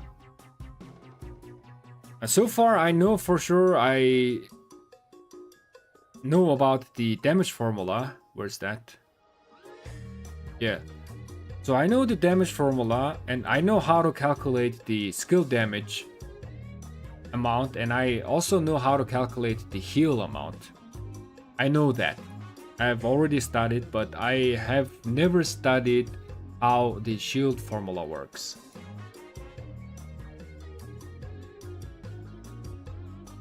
So I might get back to you on that with maybe a different video.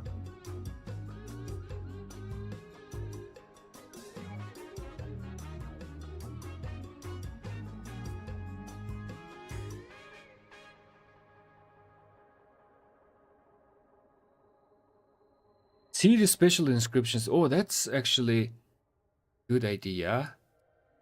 What does this guy have with the special inscriptions?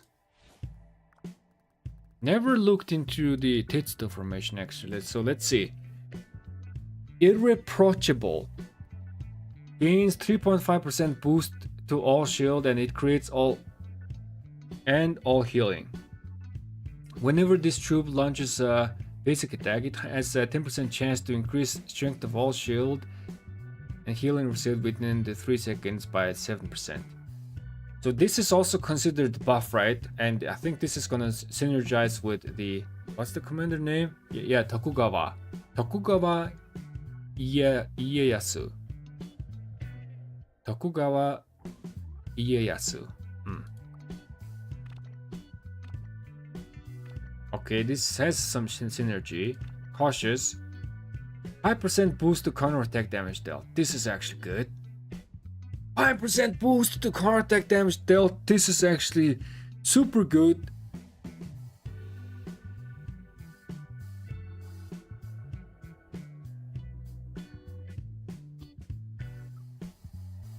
Yo, I might have to ask Chad.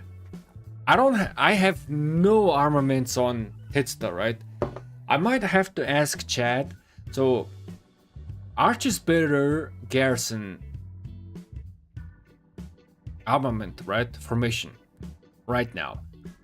What if with the introduction of the Tokugawa, Gorgo and Tokugawa, as you guys just said, Tetsudo is a thing. And this 5% boost to counterattack damage dealt is actually... My god, this is good. Anti-swarm. Whenever this troops receives a shield or is healed, strength is increased. Okay. Shield bash. And I also have to look into the formula behind the shield as well. I don't think they are similar to the actual like damage formula, the damage that you are doing, like the skill damage formula or healing formula, it has to be different.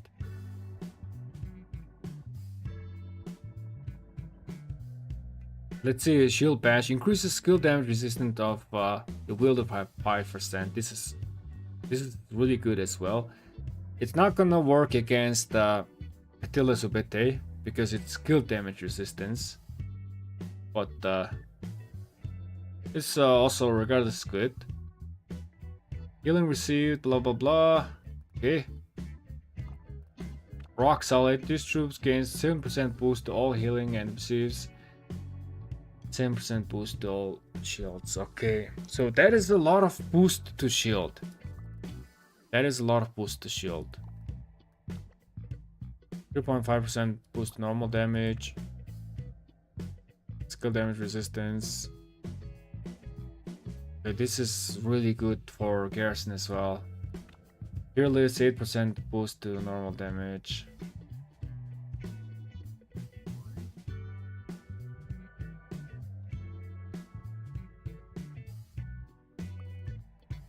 We need some testing. Oh, because the commander details are revealed, the Tokugawa and the other commanders are gonna get added to the Arake simulator quite soon. I think Spiko has already started working on that. So in terms of determining the better setup for Garrison, Rally Garrison, we can straight up use the Arake simulator because that's the most accurate way. We need, instead of doing all the maths, we can just simulate the fight. But we will find that out. Let me note that down as well. Tetsudo for Gorgo and Tokugawa. Okay.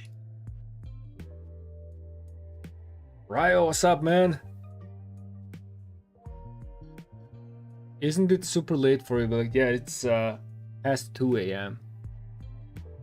But my sleep schedule is so messed up, man. I no longer live a life of a normal human being. So, Billick, with pincer formation, do we stop pulling arch, pull off? What to do? It is a bit early to tell, Max. We still gotta check out the inscriptions. But my assumption is that pincer formation is going to be for open field, and arch is still gonna be for rally and garrison. Hollow square has a shield synergy. Oh, wait a second. Team, are we cooking? Are we trying to cook something here? That is actually true. So hollow formation is 2.5% damage reduction all the way, right? Oh, it's 2% less damage. Okay. So 2% less damage. What is the synergy here? Cocoon. Skill damage resistance. Whenever the troop launches basic attack, 10% chance to increase the strength of any shield it receives by 10%.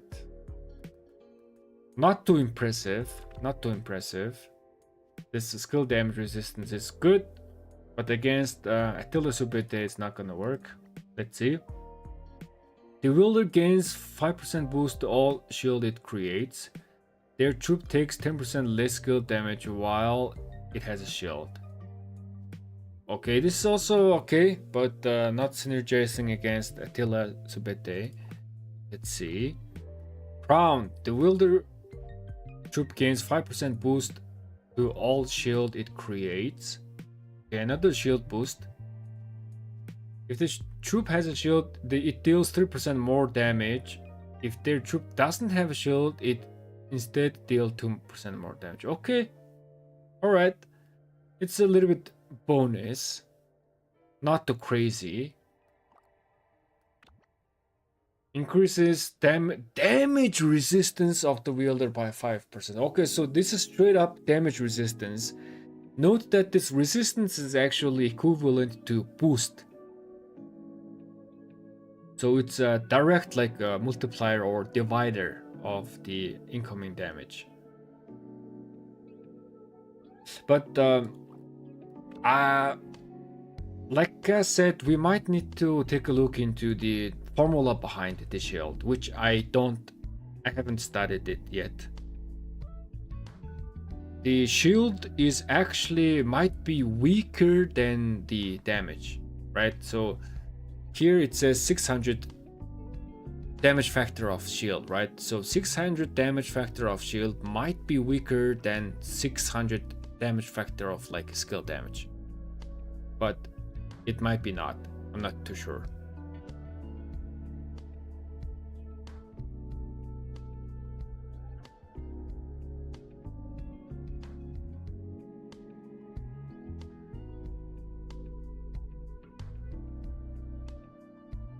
I can see Lilith releasing a Garrison commander who requires testudo or testudo. I mean, it's just an idea, man. We're just cooking here.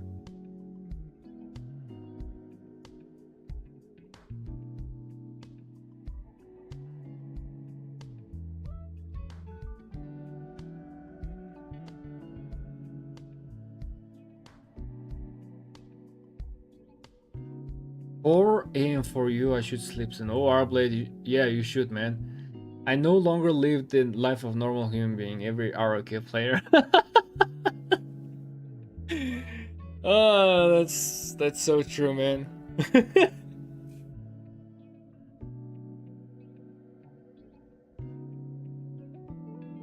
Thanks for all the advice, Bilict. You are truly good with the stats. Yo, thank you so much for the compliment, man. I appreciate that. Has anyone done the math on shield? I know for sure that Specco done the math on shield. In fact, you know, I can actually check out the formula right now. If you guys give me like 5 seconds. I mean 5 minutes.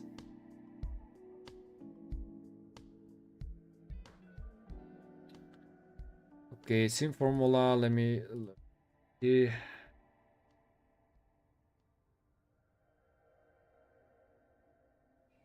Damage reduction bonus.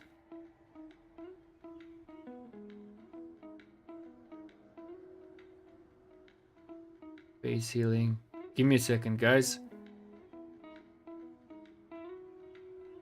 Skill damage increases, skill damage reduction. Uncovering skill damage reduction, the limit.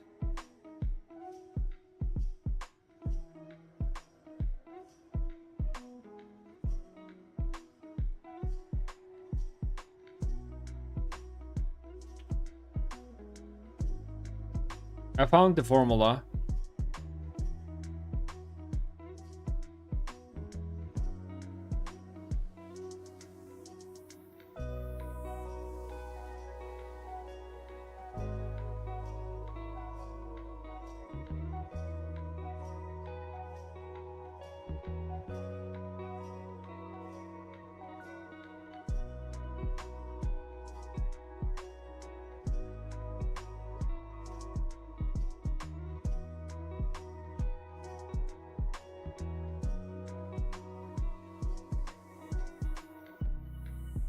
I know Cortex switched to Hollow Square for his Garrison for the shield boost.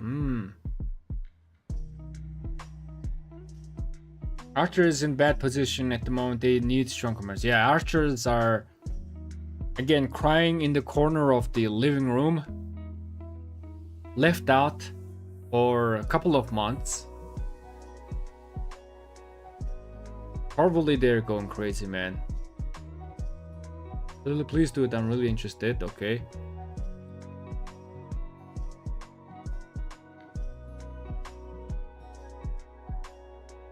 The best advice I got today: 1,500 GH per year, plan accordingly.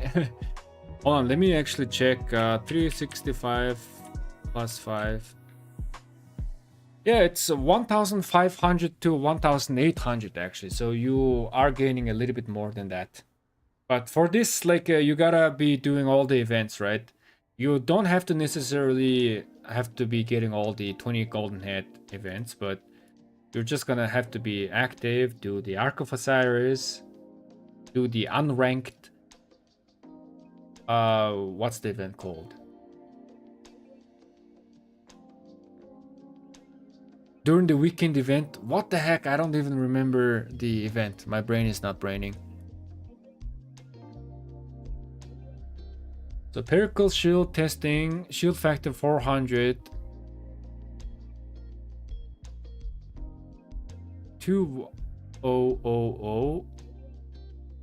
4 plus 104. The formula for shielding is very similar to healing except that it's base health plus the bonuses. Ah, I see. Okay, I see.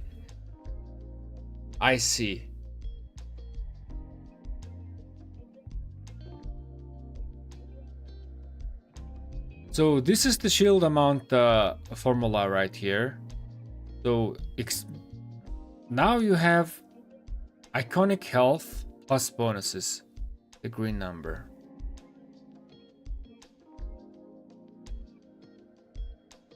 So shield is actually much stronger than healing. Shield is actually much stronger than healing.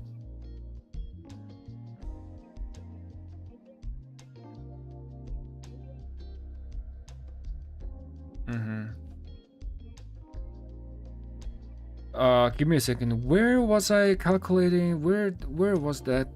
Where's my true damage calculation? This true damage calculation is actually in the draft mode or draft.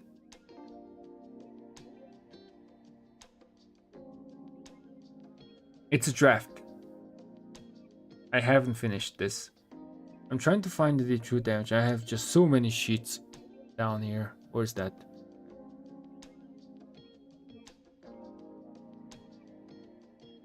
Here it is. Yeah, so this is the healing formula.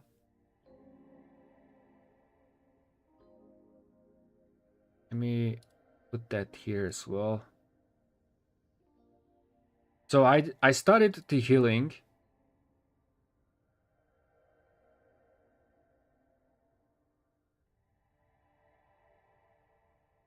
Heal amount, square root, troop remaining, base health plus health. Iconic.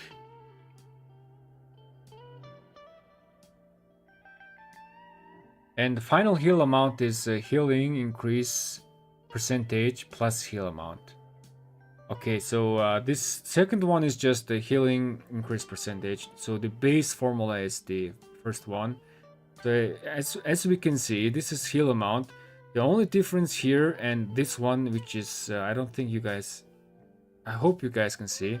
Shield amount is shield factor, square root of troop remaining, healing factor, square root of troop remaining. So the first part is exactly the same.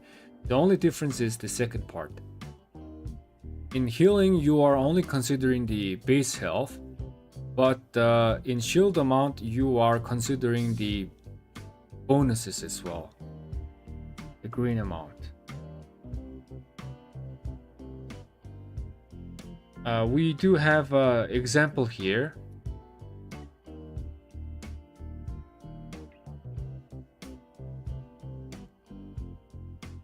So 400 shield factor plus square root of troop remaining, which is this, divided by 291 health, which is, wait, this is the white. So no, shield is actually much weaker than healing. Yeah, it's weaker than healing because this is dividing the total factor. I still don't understand what's this green number mean. Green number is this 56%. So basically you are increasing the health for 56%. I see. So this is total heal amount. Okay, so that is But how can I compare this with the damage though? How can I compare this with the damage?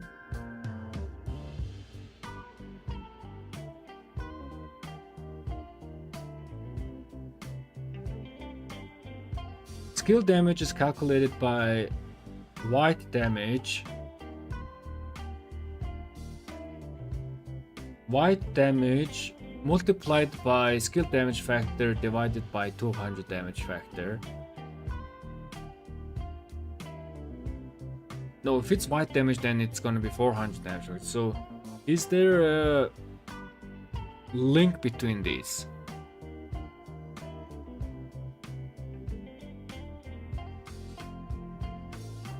There is no link between the formulas. So, formula wise, it's gonna be hard to calculate which one is stronger. So all you need to do is just do actual simulation and which one is stronger. Well, that sucks. True damage formula. Where is my skill damage formula?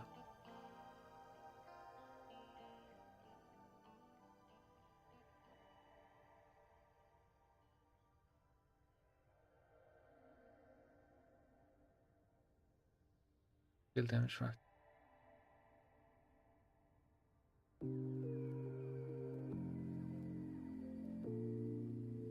I have skill damage formula somewhere, man. Okay, so I think we are nerding too much right now. Let's take a break. I want to read the chat.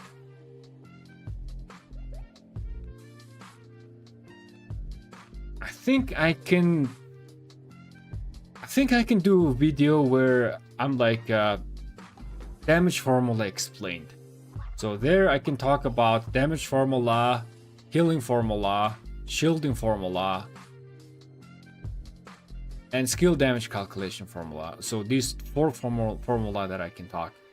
I am still not sure if mighty shield formula is same as shield formula. I think it's the same. I would have to ask Spicko for this. So we can do it later.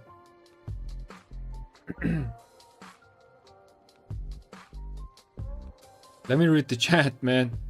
Again, I started yapping with myself way too much.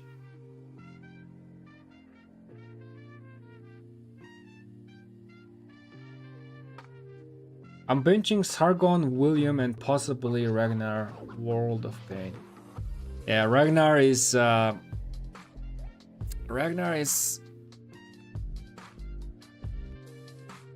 he's still gonna be okay as long as there's like no new skill damage commander introduced.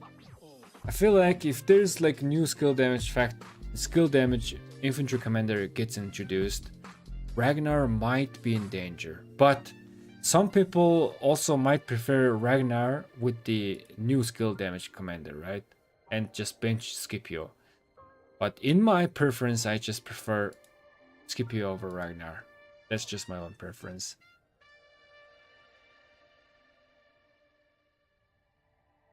Where's the farm jamming, by the way? Man, we have been yapping around here so much. So today I wanted to work on my farm while we're talking, because I'm migrating possibly tomorrow or day after tomorrow. So I gotta this is only chance for me to actually invest some resources to my farm accounts, which this farm account, I don't think I have to do anything on this one.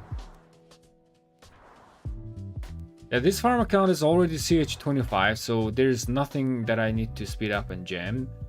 And I don't want to exceed 25 million power. Let me just claim stuff.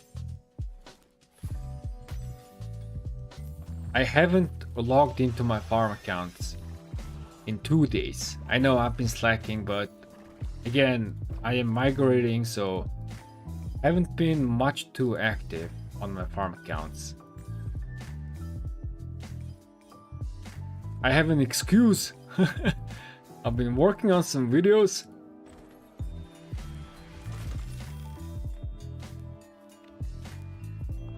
So this is all I do. I just click the red stuff.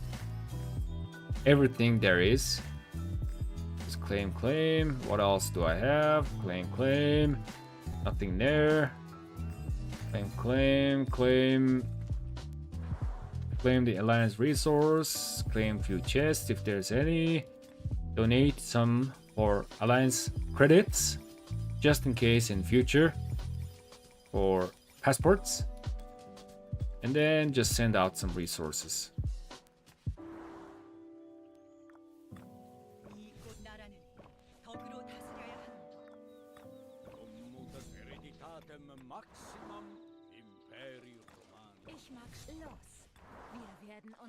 I don't need to actively farm gold. If I was farming for myself, I would prioritize gold. But because I'm migrating, I'm not gonna be taking these resources with me, right? So it's whatever at this point. Oh, and I need to do this. I also go here and check here, refresh, buy the resources from here. And that's about it. I could buy this for credits, but I do have enough credits and stuff. And also I can boost myself in Sunset Canyon, although it's not so much of a boost.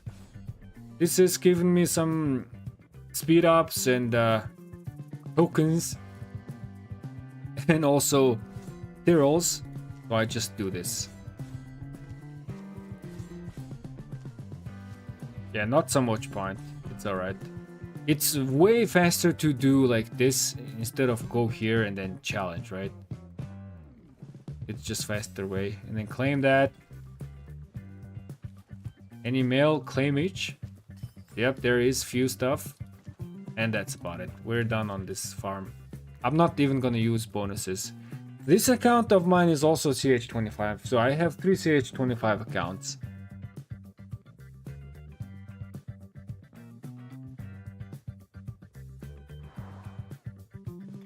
How much money do you spend per farm? I haven't spent a single money on my farm accounts. There could be one or... Oh! Please don't claim that. Oh, accidentally almost claimed that. There could be 1 or 2 accounts here that I spent maybe $5 to buy... the passport. Or it might have been from my restart project. Oh, I didn't mean to buy that as well. Let's open this. Okay. Claim this. I also have decent... I mean, not decent, it's nothing. But I do have resources. This account is not yet 25 million power. So I could try pushing some ecotechs. So long as I keep this power below 25 million, it's okay.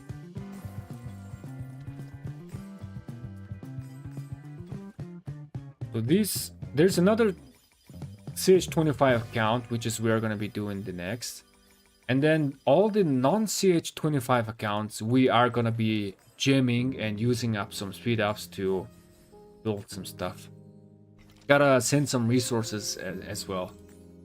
Actually, I don't think I should be sending out farmers.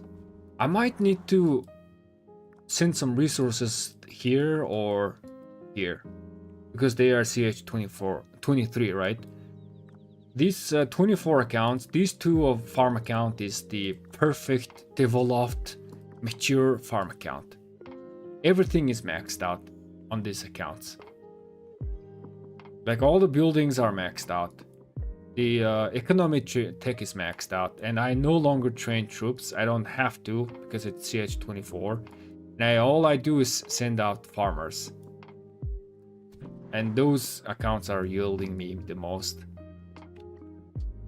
And it also takes the least amount of time.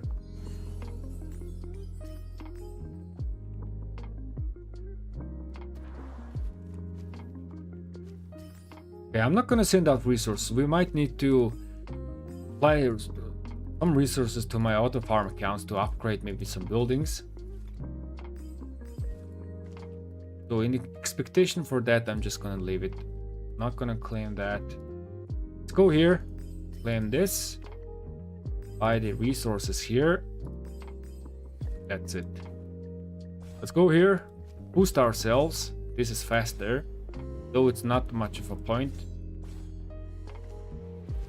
Hey, we are already rank 3.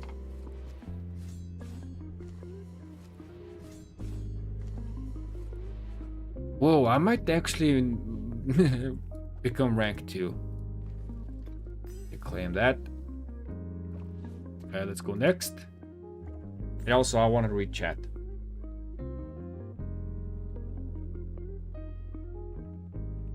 You migrate with total 18 accounts? Yes, I am.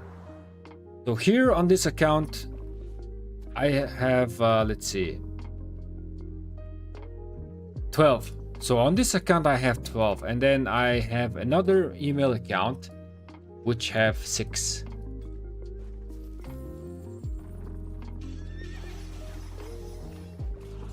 Which I'm gonna show you, my farm accounts. Okay, let's train this. I train troops on these CH-25s just for filling purposes. Let's upgrade some tech. Because it's not power 25 million, right? Keep the power below 25 million. That's what I do. And that. Get this.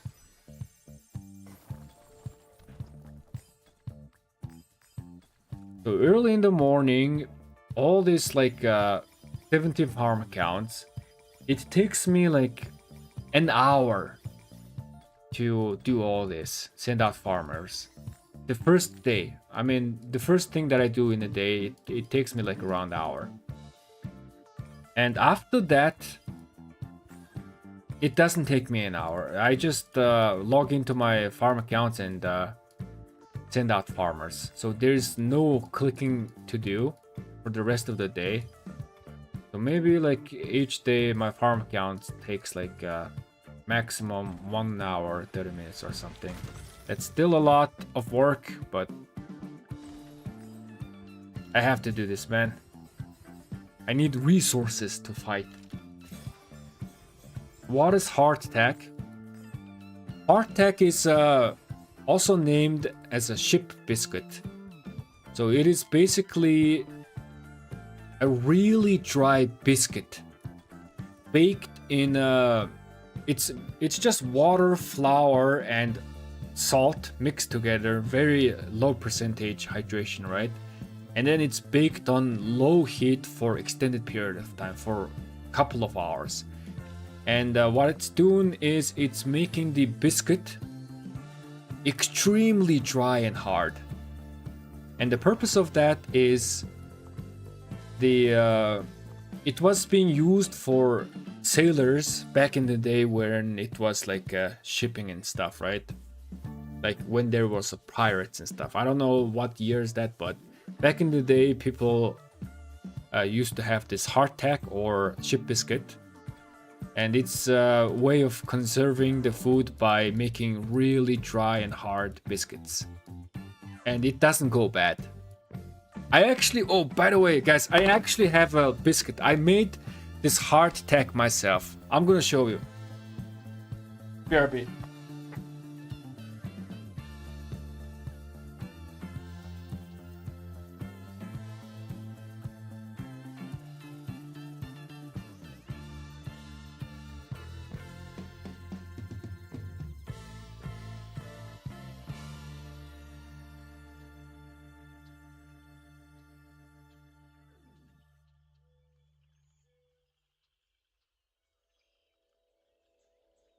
So I'm kind of into baking, you know. I also like to bake, but I'm not too pro, right? I'm just amateur. And this idea of hardtack was really interesting for me.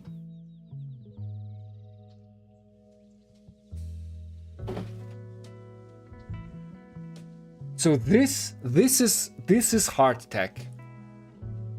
It is made out of a whole wheat flour and water and salt. Okay, listen to this. You guys hear this? This is rock hard, rock solid, rock hard, super dry. And this doesn't go bad at all. This just doesn't go bad. And the advantage here is because it's very dense, it's high in nutrition, and it can be stacked and can be, you know, like how to say, you can bring many of this, and it's very good survival food. And it just doesn't go bad if stored properly in a dry area. It just doesn't go bad.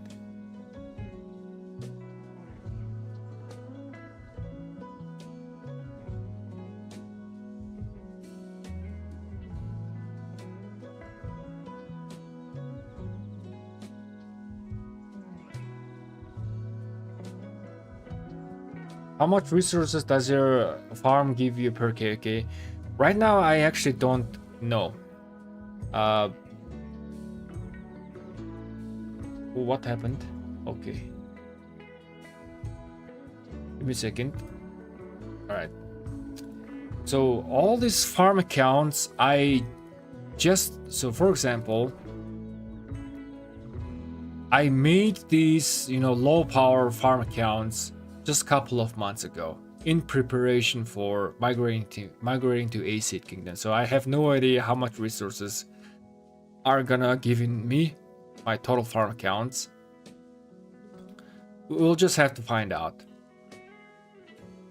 But in my previous KK, let me show you my retrospect. In this KK, I was being supported by 5 farm accounts. Yeah, 5 farm accounts, okay?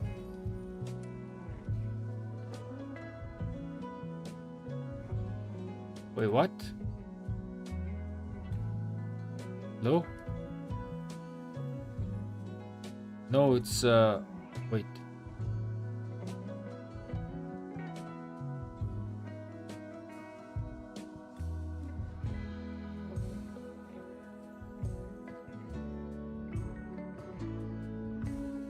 Why it's 23rd? Wait, what?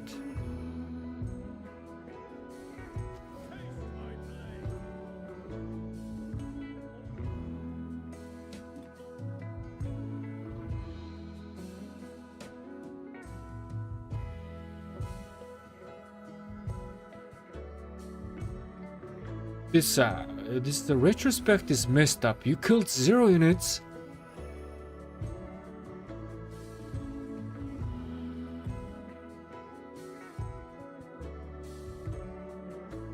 Yo, is anyone having the same problem? Oh, wait a second. I'm on my farm account. I'm on my farm account. I'm stupid. I thought I was on my main account. Okay, I was like, wait, why it's showing so bad data? So what I want to say is I did 1 billion KP in my previous KK, and it cost me 20 billion resources, and it was being supported by 5 farm accounts. That's what I want to show. Gosh darn it. Okay, I'm putting this hard tax back.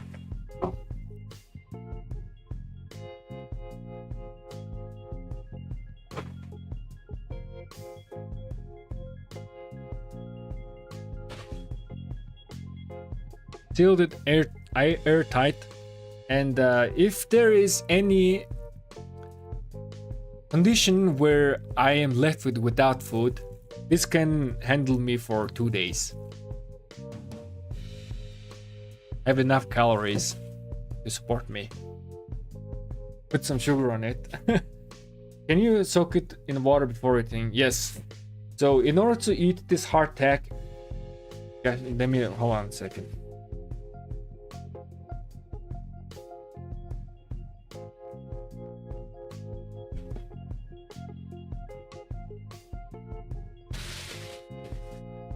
Learn something new every day in the Livestream.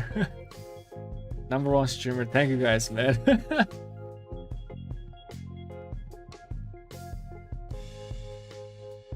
That looks legit. Minimum shelf life 5 years. It is said that if this is stored properly, it can be stored up to like 30 years, even 40 years in dry condition. Those are bricks. So yeah, these are bricks. You cannot like eat it right away. You might break your teeth by trying to eat it. So in order to eat this, you have to soak this in some sort of water, soup, or you need like hammer. So what the sailors used to do is they used to soak this in wine, because sailors back then did not really drink water. They drink wine or like maybe beer, just because water can go bad. Or no, I think it was really hard to find like pure water back then. So drinking alcoholic beverage like wine or beer was a safe option, right? It's no bacteria because it's in alcohol. So they used to soak this in wine and then they eat this after it's like soaked up. Or they would find a hammer and they would smash this up into smaller pieces, and then they would throw these into like in a pot of soup, and then they would just cook it with like soup in a soup, smashed up version.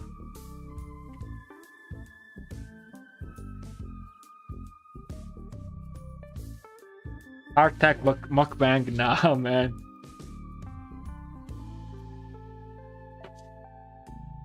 If Belgium invades Mongolia, Belicht will be living off hardtack. By the way, this is actually quite tasty. I really like the taste of this. So, especially when you make this with the whole wheat flour. Especially when you make this whole wheat flour. It's I like the taste. A little bit salt and perfect.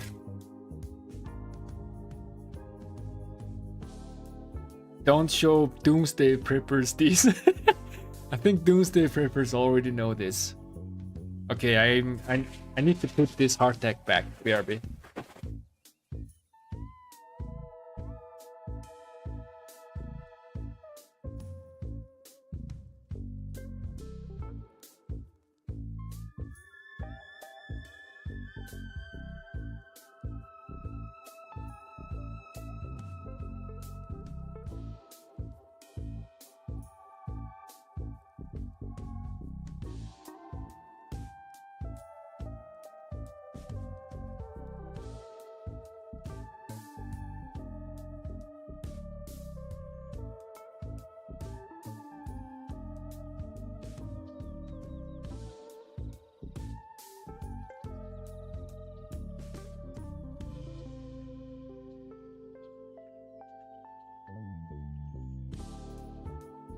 I'm back.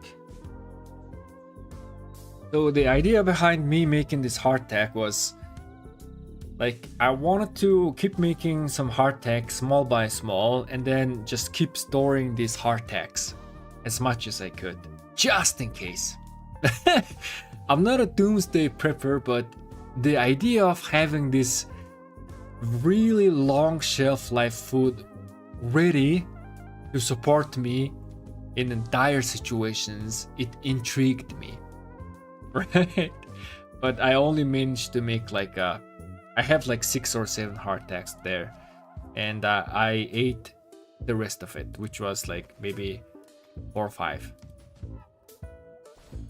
And it kind of takes a long time to cook.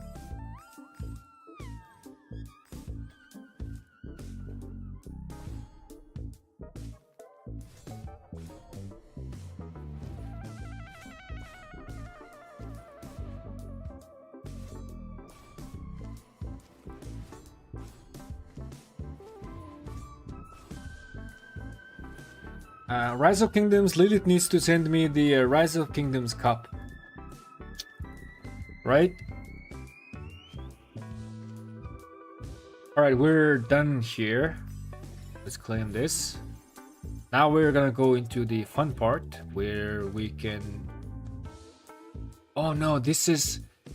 So I have two accounts here, which I cannot migrate it alongside with me. I have to wait a little bit longer for Season of Conquest.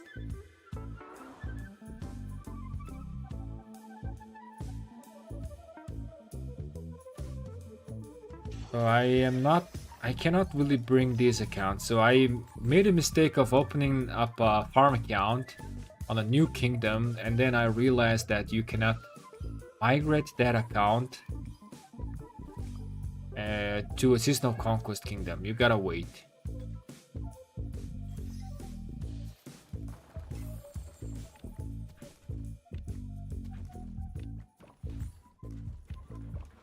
Oh, I don't have enough.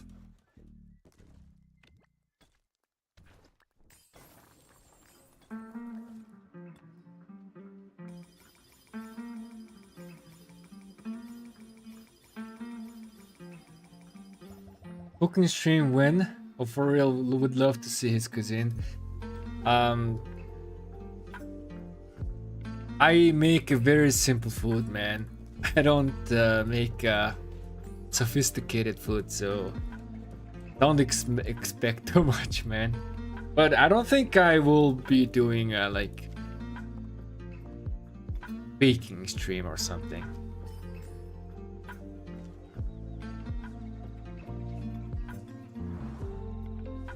Okay, I have two accounts here. Hey, one is like right here. Let me very quickly send out farmers.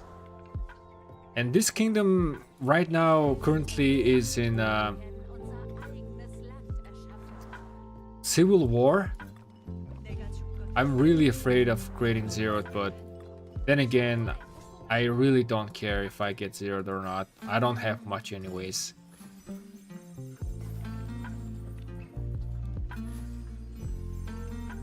I might migrate to somewhere else. Do I have enough credit to buy?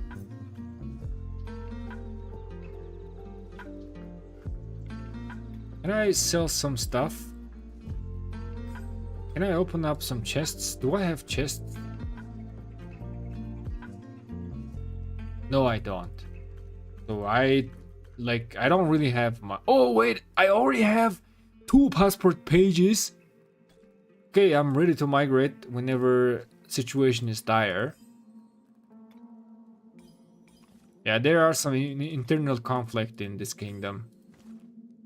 I hope I don't get zeroed. Buy the resources here. Actually buy this. Let's just boost this guy. It's just faster.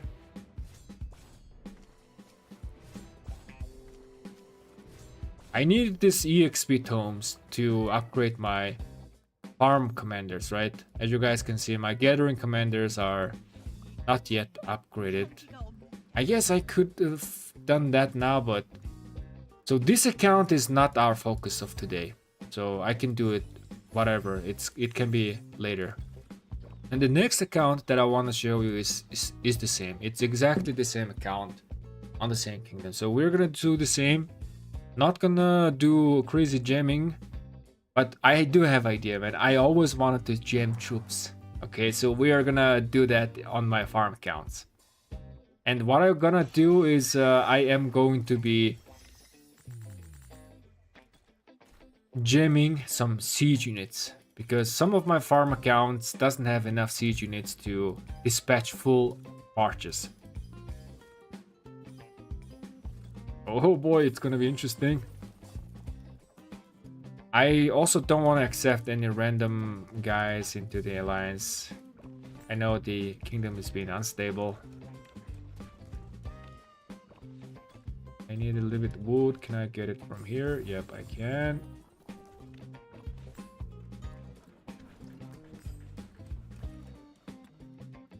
Let me read chat. When do you migrate? I think maybe tomorrow or day after tomorrow. Very near. I might as well migrate on Monday, because the Alliance mobilization event is ending soon, so before I migrate, I would like to get the reward.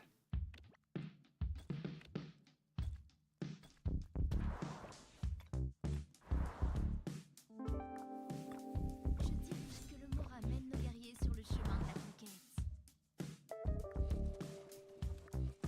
Ich heiße meinen Sohn, unsere ruhmreiche Ligierte. Pop a peace shield when offline. Nah, it's okay, man. I'm good. We should be good.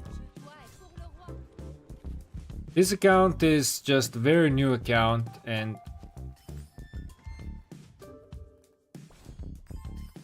I don't care.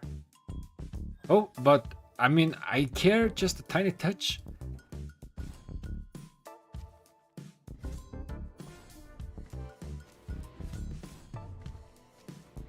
But it's fine. The guys here are migrating to 84, another kingdom. So I might follow the guys there just to be safe.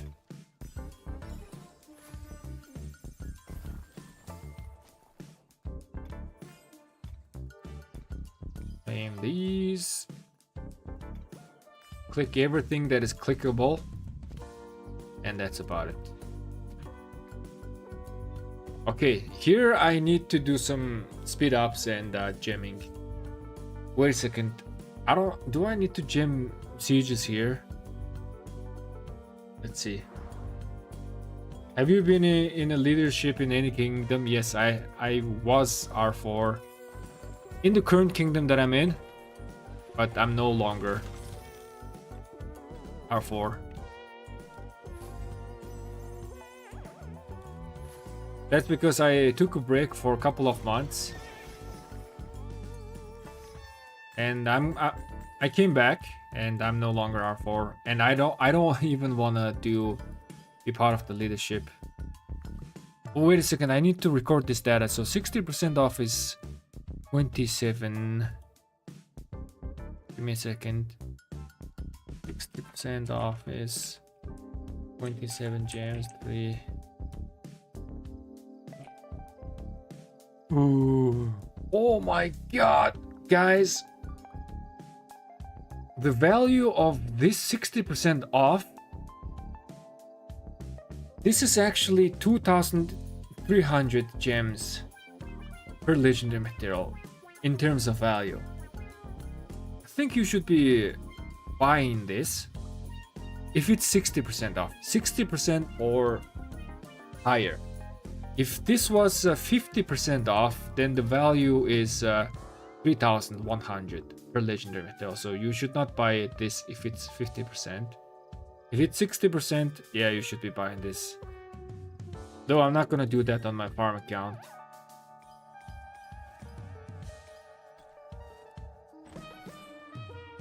I want to see the value of minus 70% though. And I want to see if there's like minus 80%.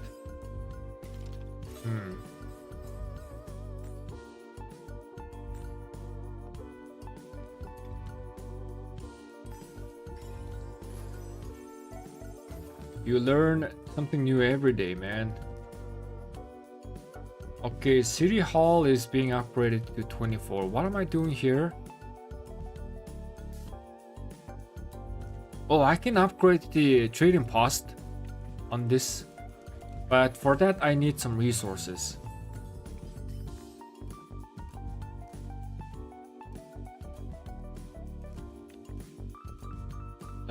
I also need some resources to upgrade my gold mine.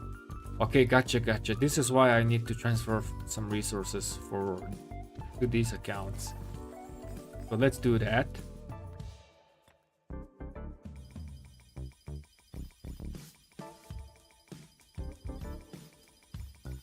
You're migrating on your main account or your farm account. I'm migrating on all of my accounts. So my main account, and I'm bringing my farm accounts to the destination kingdom.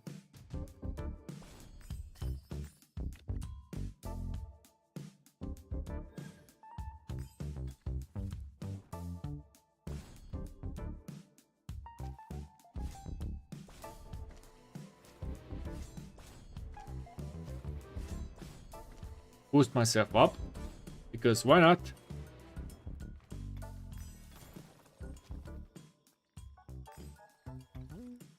Let's click.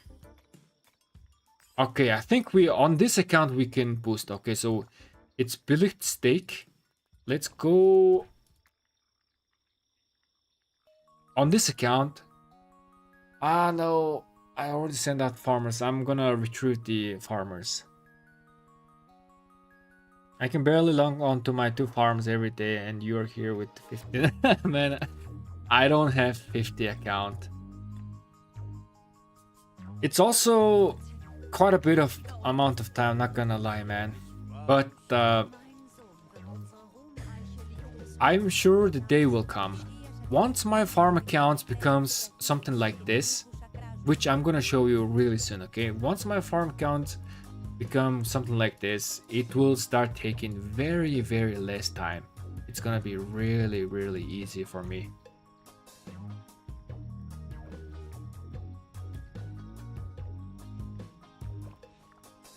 Okay, let's log into the espresso and send some resources.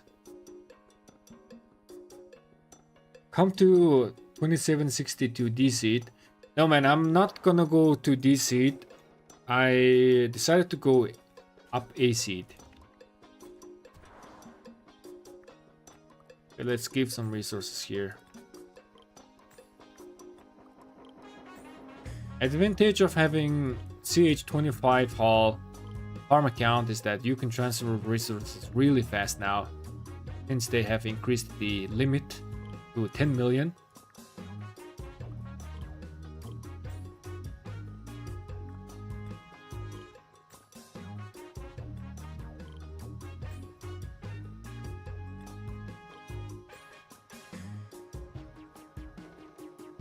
There we go. I don't need to transfer the gold.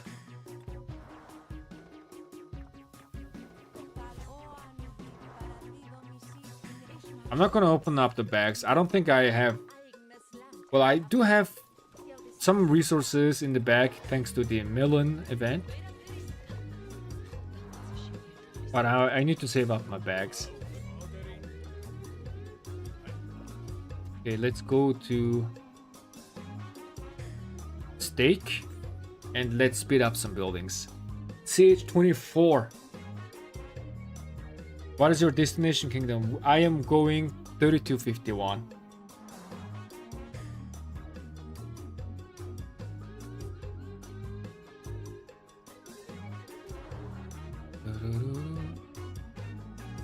Let's get the title.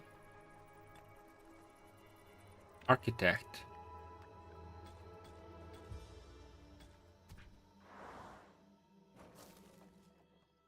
And we shall speed up some stuff.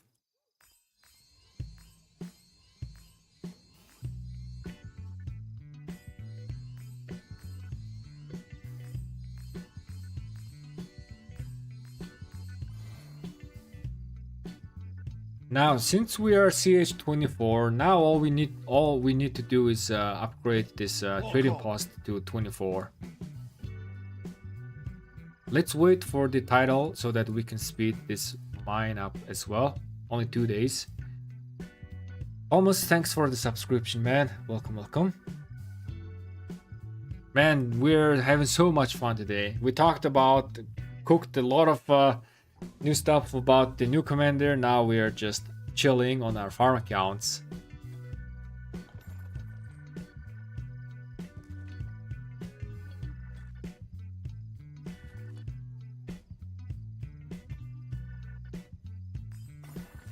There you go, we got the architect. Upgrade this. I don't even need to wait for the alliance helps.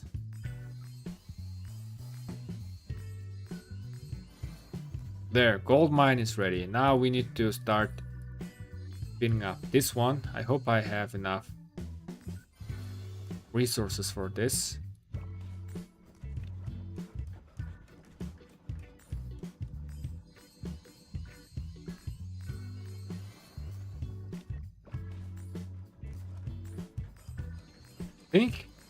I think I'm gonna run out of speed ups before that.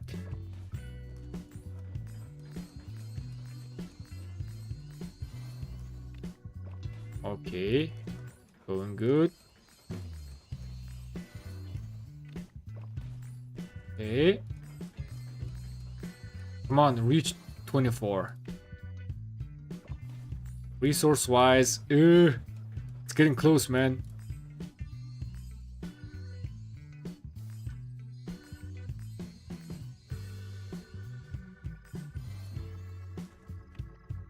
Only one.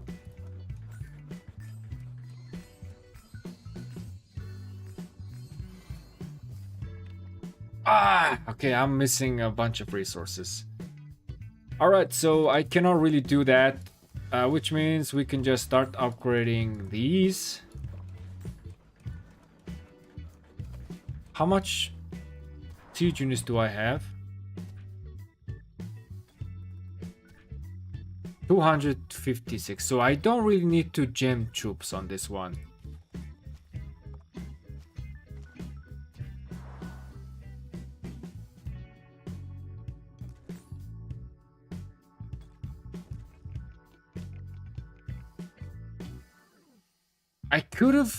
I could have gave myself resources and upgraded this, but let's do the other account. Let's send out some farmers. I don't really need food here, so let's get this, and we'll try to upgrade the trading post before we migrate. Let's try to get some stones. Actually, I need one more wood. Yep.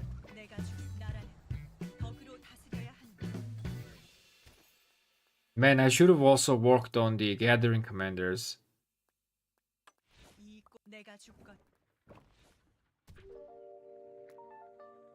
Okay, now let's go to the bread.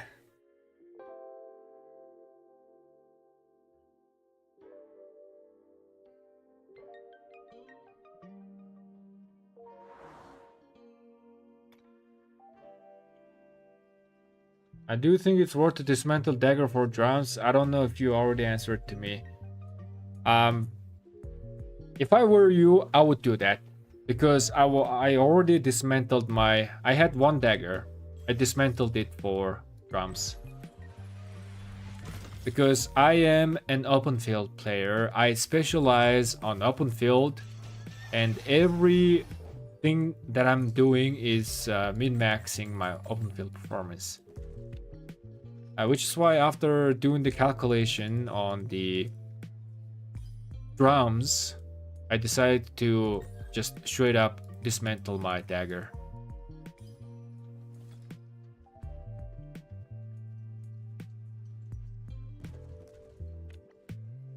Okay, I need some resources on this guy as well.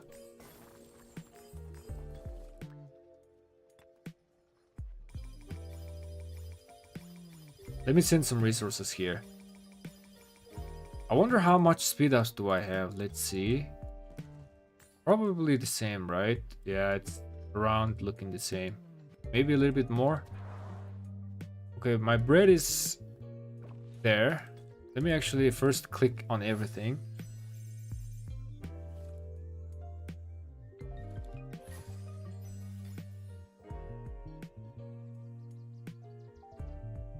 Hello, sorry for being 2 hours late. I tried to skip through. Did you discuss ByQ base pairing Philip 2 for some tankiness? Yeah, we have discussed that for ByQ, right? ByQ, Philip might be the one of the best pairing, just because Philip is double casting his skill, and because Philip is double casting his skill, it is going to help ByQ to gain that stacks of that third skill. So on the third skill, whenever you are casting a skill, you are gaining 10 stacks of what was the name?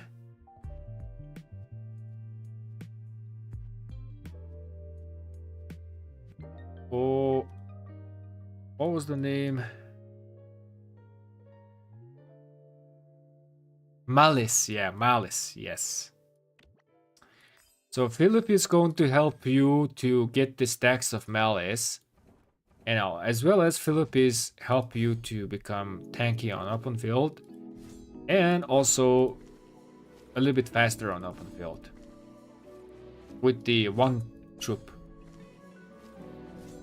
trick, right? Drum horn works, yes. In fact, on open field, I already did the math. If you haven't seen the video, I highly recommend to go check. It's called Karwak War Drums Mathematics. So with that video, it was the beginning of the whole horn plus drums discussion, man.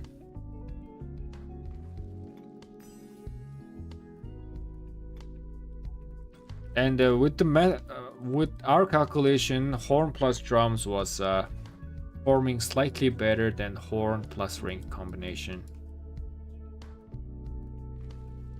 Okay, I need to log into my ribeye and let me transfer some resources to my bread. What do you think about horn plus drum? Account pairing?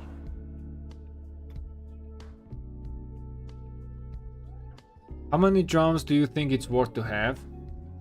So the number of drums you need to have is gonna be, you either need to have the drums on all of your marches or -1.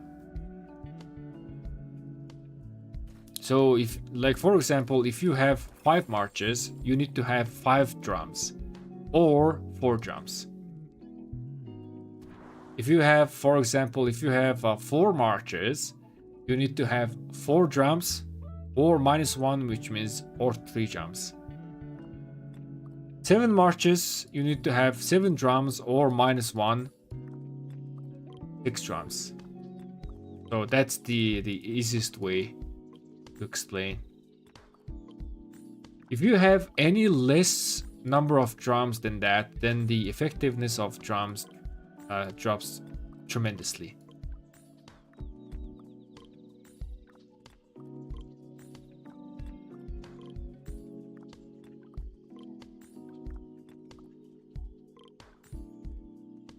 There we go, all the resources have been transferred. Hold on a second.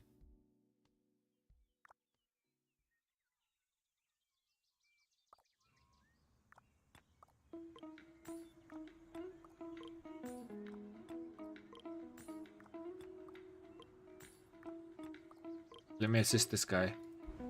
He's our king, and he knows I'm migrating away. So I need to give these extra resources.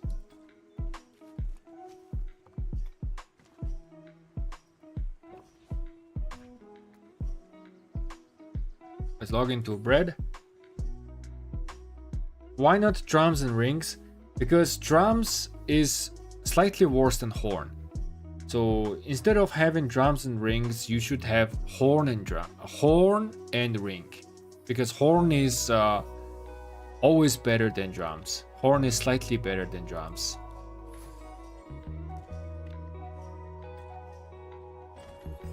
So on open field, horn is #1 accessory. Horn is just #1. And you can still run horn plus ring. Okay? A horn plus ring still works and it's still good. But if you want to try something new, horn plus drums. Alright. Let's beat this up.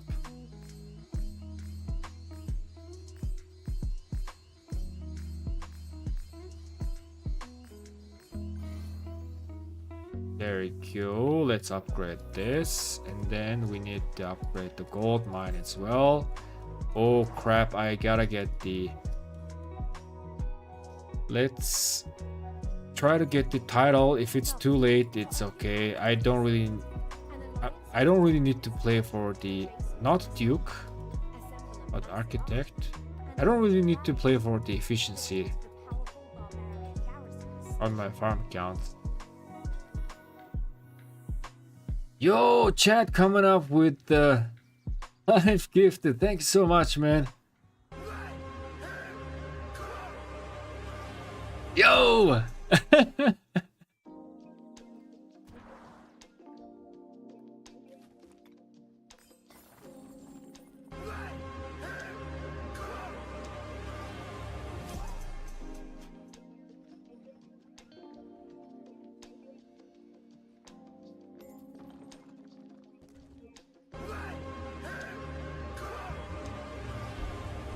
Yeah, thank you so much, man. Mr. Yappin, yeah, we yapped too much. And now I'm like, just chilling here. Are you gonna stream soon, chat? Oh, you are! You are gonna be streaming, okay. It's good. I was thinking of wrapping up my stream soon. After I work on my farm accounts a little bit well. So this is perfect timing. I can redirect you to man.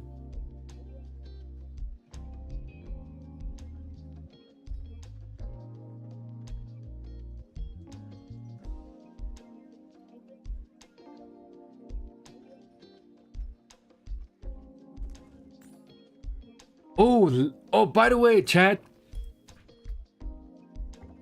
By the way, you look at the new Garrison with Terra, maybe shields on shields on shield. I think that Gorgo plus Tokugawa, what was that, Tokugawa? Tokugawa and Gorgo was also synergizing very well. We did not really talk much about the Tokugawa plus Hera. But yes, I think shield on shield is a good point. But we also talked that maybe, just maybe, this Testudo could become, might be a thing for Gorgo plus Tokugawa.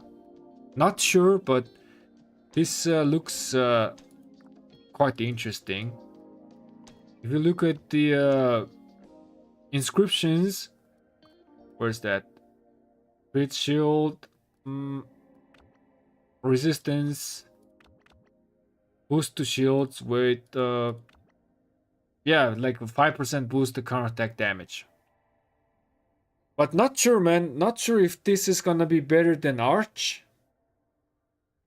But Testudo, you are gaining 5% damage reduction, right? Instead of 5% normal damage. If the shield is up all the time, so it was just the idea that we cooked. I have no idea if it's gonna be good or not. So we were like, oh yeah, let's test it one on the Arca simulator.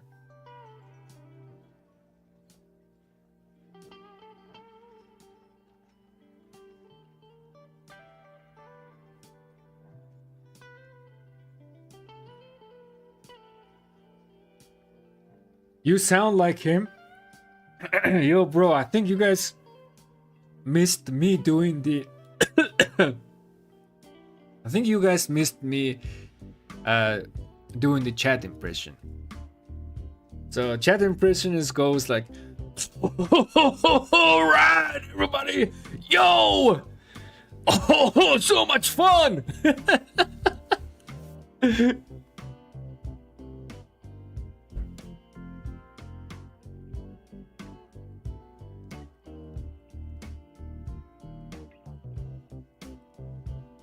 Thanks for the explanation, bro. Go into your 7 days channel.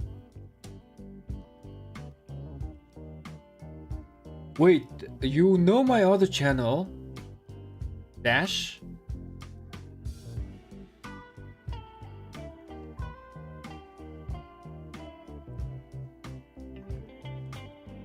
Yo!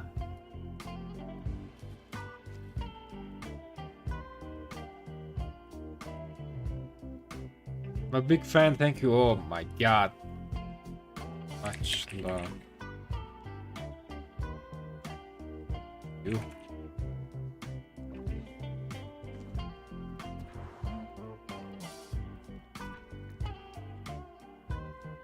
Oh, okay, where were we, man?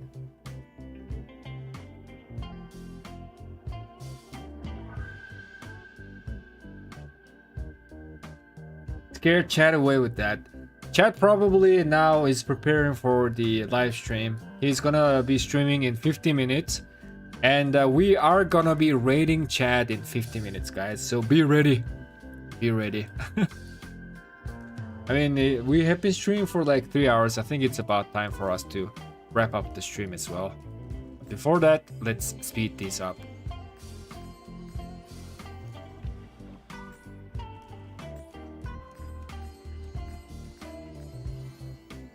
Okay, that's done. Let's see how many levels we can push on this trading post. I hope I can reach 24. Do I have enough resources for that?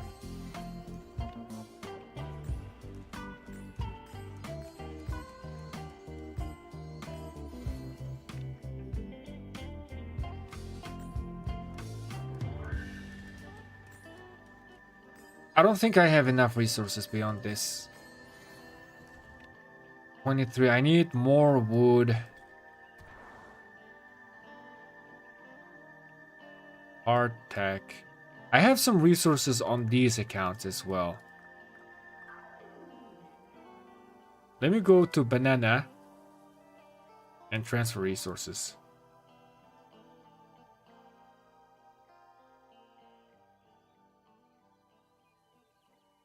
So I'm switching to my another email address, which has the 6 farm accounts.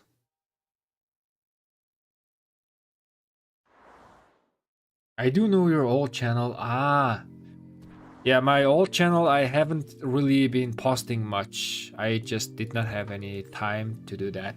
I'm planning to do some different project on my other channel.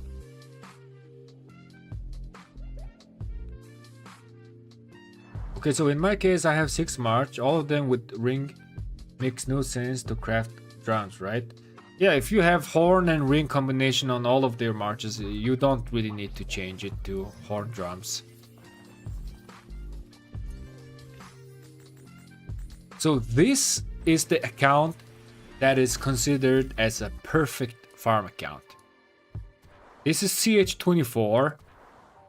It's not CH25. And I'm gonna show you around. This account is just the best.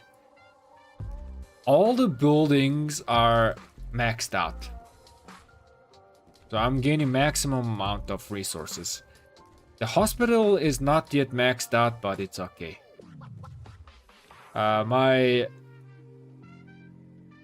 ecotech is maxed out. I'm only missing this, but I'm not gathering gem. I'm missing carriage, but I don't really need to increase my troop load. I have enough sieges. And I don't really need to invest to this engineering or mathematics. And these are maxed out. I cannot really push beyond this without reaching CH25. So I consider this is a perfect account. So this account, I don't even train troops. Every bit of resources that I farm on this account goes to my main account. Because this account is not CH25, it doesn't need to, it's not a combat account.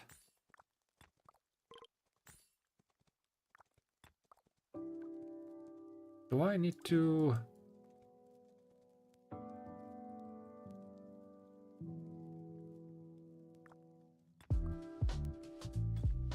I think I was missing, just in case, let me send the food. There you go.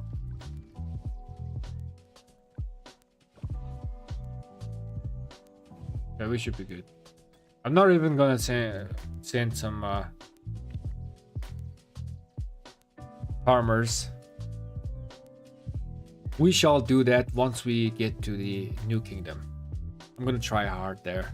here because we're gonna migrate. No need to do that.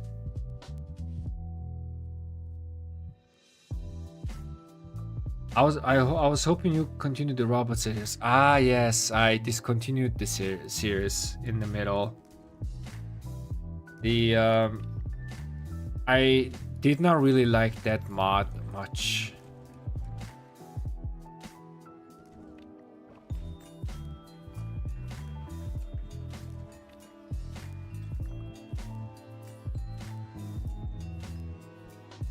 I could speed this up.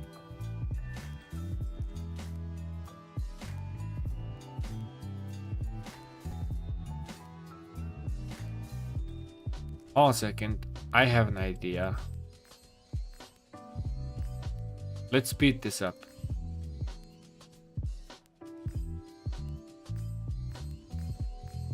So now only one more level, and I'm missing quite a amount of wood.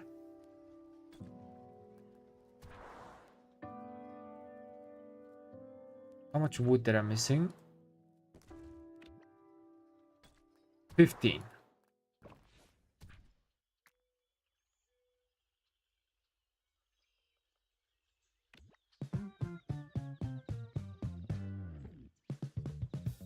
What do I do with all the gold heads on my farm account?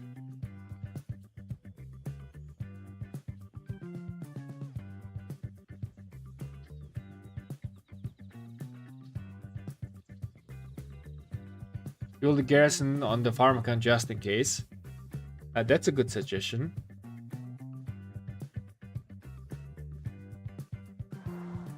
I have 6 ring, 4 horn, and 2 daggers. In case, I probably dismantle the dagger for extra 2 horn. Yes. In that case, yep. Dismantle the dagger and craft horn. So number 1 accessory is going to be horn.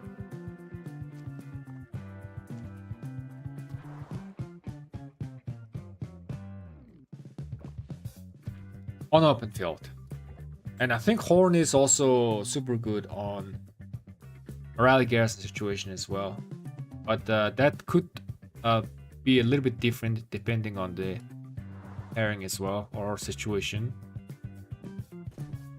I do have some wood here. Let me send the wood.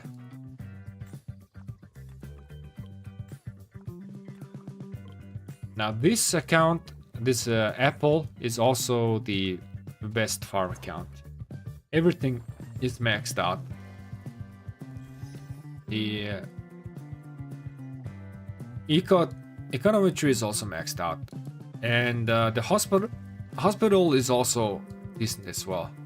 And I also don't train troops on this account. Just straight up farming.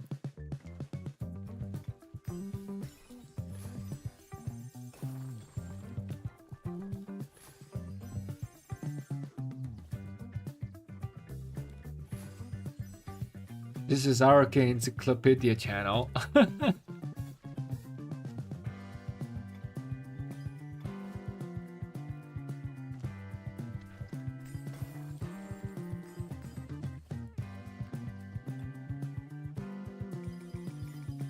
I don't think I know everything about RK, but because I studied the damage formula and just went a little bit deep into the mathematical side, I have a profound understanding of the base. What is the core of the game? So I have profound understanding of the core of the game. Because of that, we can just think stuff with logically and come up with a pretty accurate conclusion. Hey, finally, man. So this is going into trading more past 24. Actually, can I speed this up? 8 days, 2.5 days. I don't have enough. I don't have enough speed to speed this up. It's okay. We can always wait No need to rush.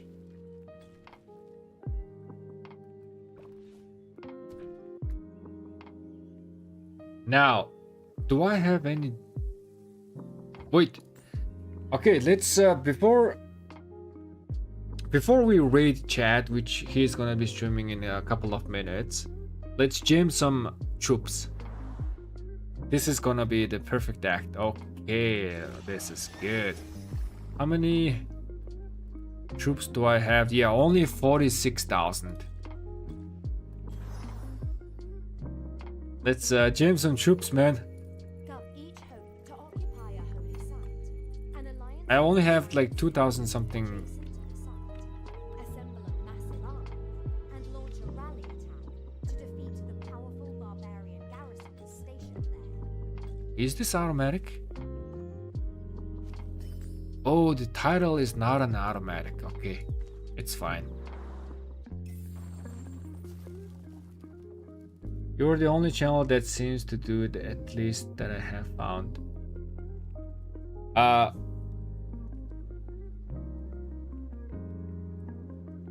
Right now, I think, yeah, when it comes to like diving way too deep into the math, that might be the case. Previously, it was Wick Gaming. He did a really good job. But now, I think, yeah, that might be the case. But, like, for example, Chatsky also does really good content. Let's see, 2, 3, 4, 5, 6. Nope, I got a trend 5. Chad also really likes to dive into the mathematical side as well. Alright, let's jam some troops. You guys ready?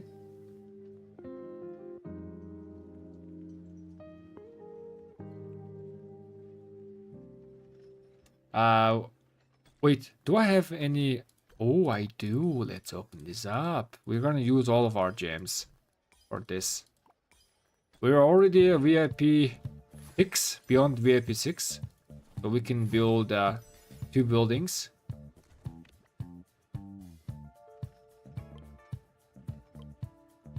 Yeah, by 5 is good enough, right? Okay, let's start jamming. So we are spending 3 gems for 5. That means 1,700. 5, so it's around 7,500 more sieges, maybe 7,600. Currently we have 46,000, which means we are gonna end up 54,000 siege. Okay, so let's see. Yep, it's better for 5. Let's go.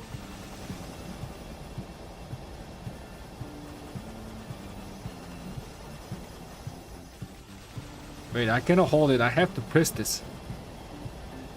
Oh man, who is this freaking super high spender well doing some cracking stuff right here?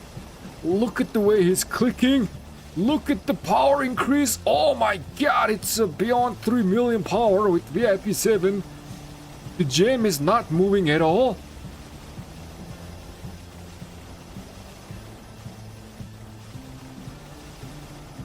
Wait, I need auto clicker for this, man. I can't. We have only spent 500 gems. Can I hold this? I cannot hold this. I need a way to hold this. My finger hurts.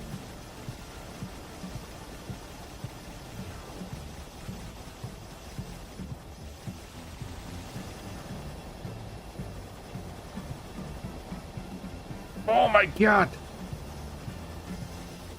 Burning money, yeah, this crack in this well is crazy. This is not even his main account, but he's just burning money left and right without any consideration. Who the hell is this guy?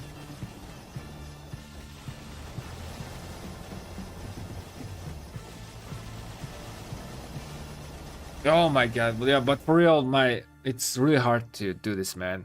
My finger hurts. What is the maximum? 350. Let's see. 349. 348. 347. 6. 345. 344. 40. So 347. Let's do this. 120. Ah. Man. Ooh.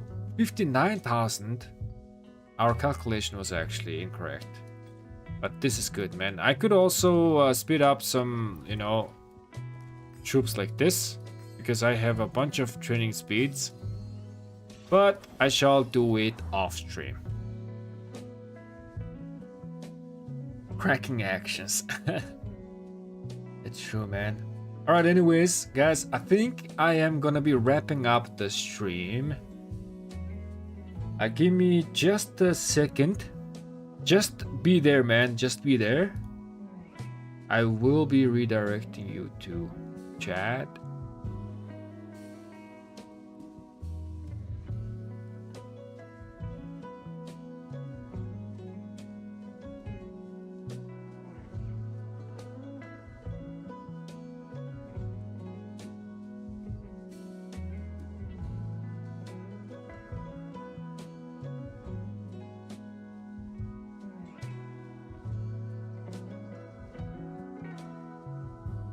There you go. Alright, anyways guys, thank you guys so much for watching and all the discussions and everything and all the supports.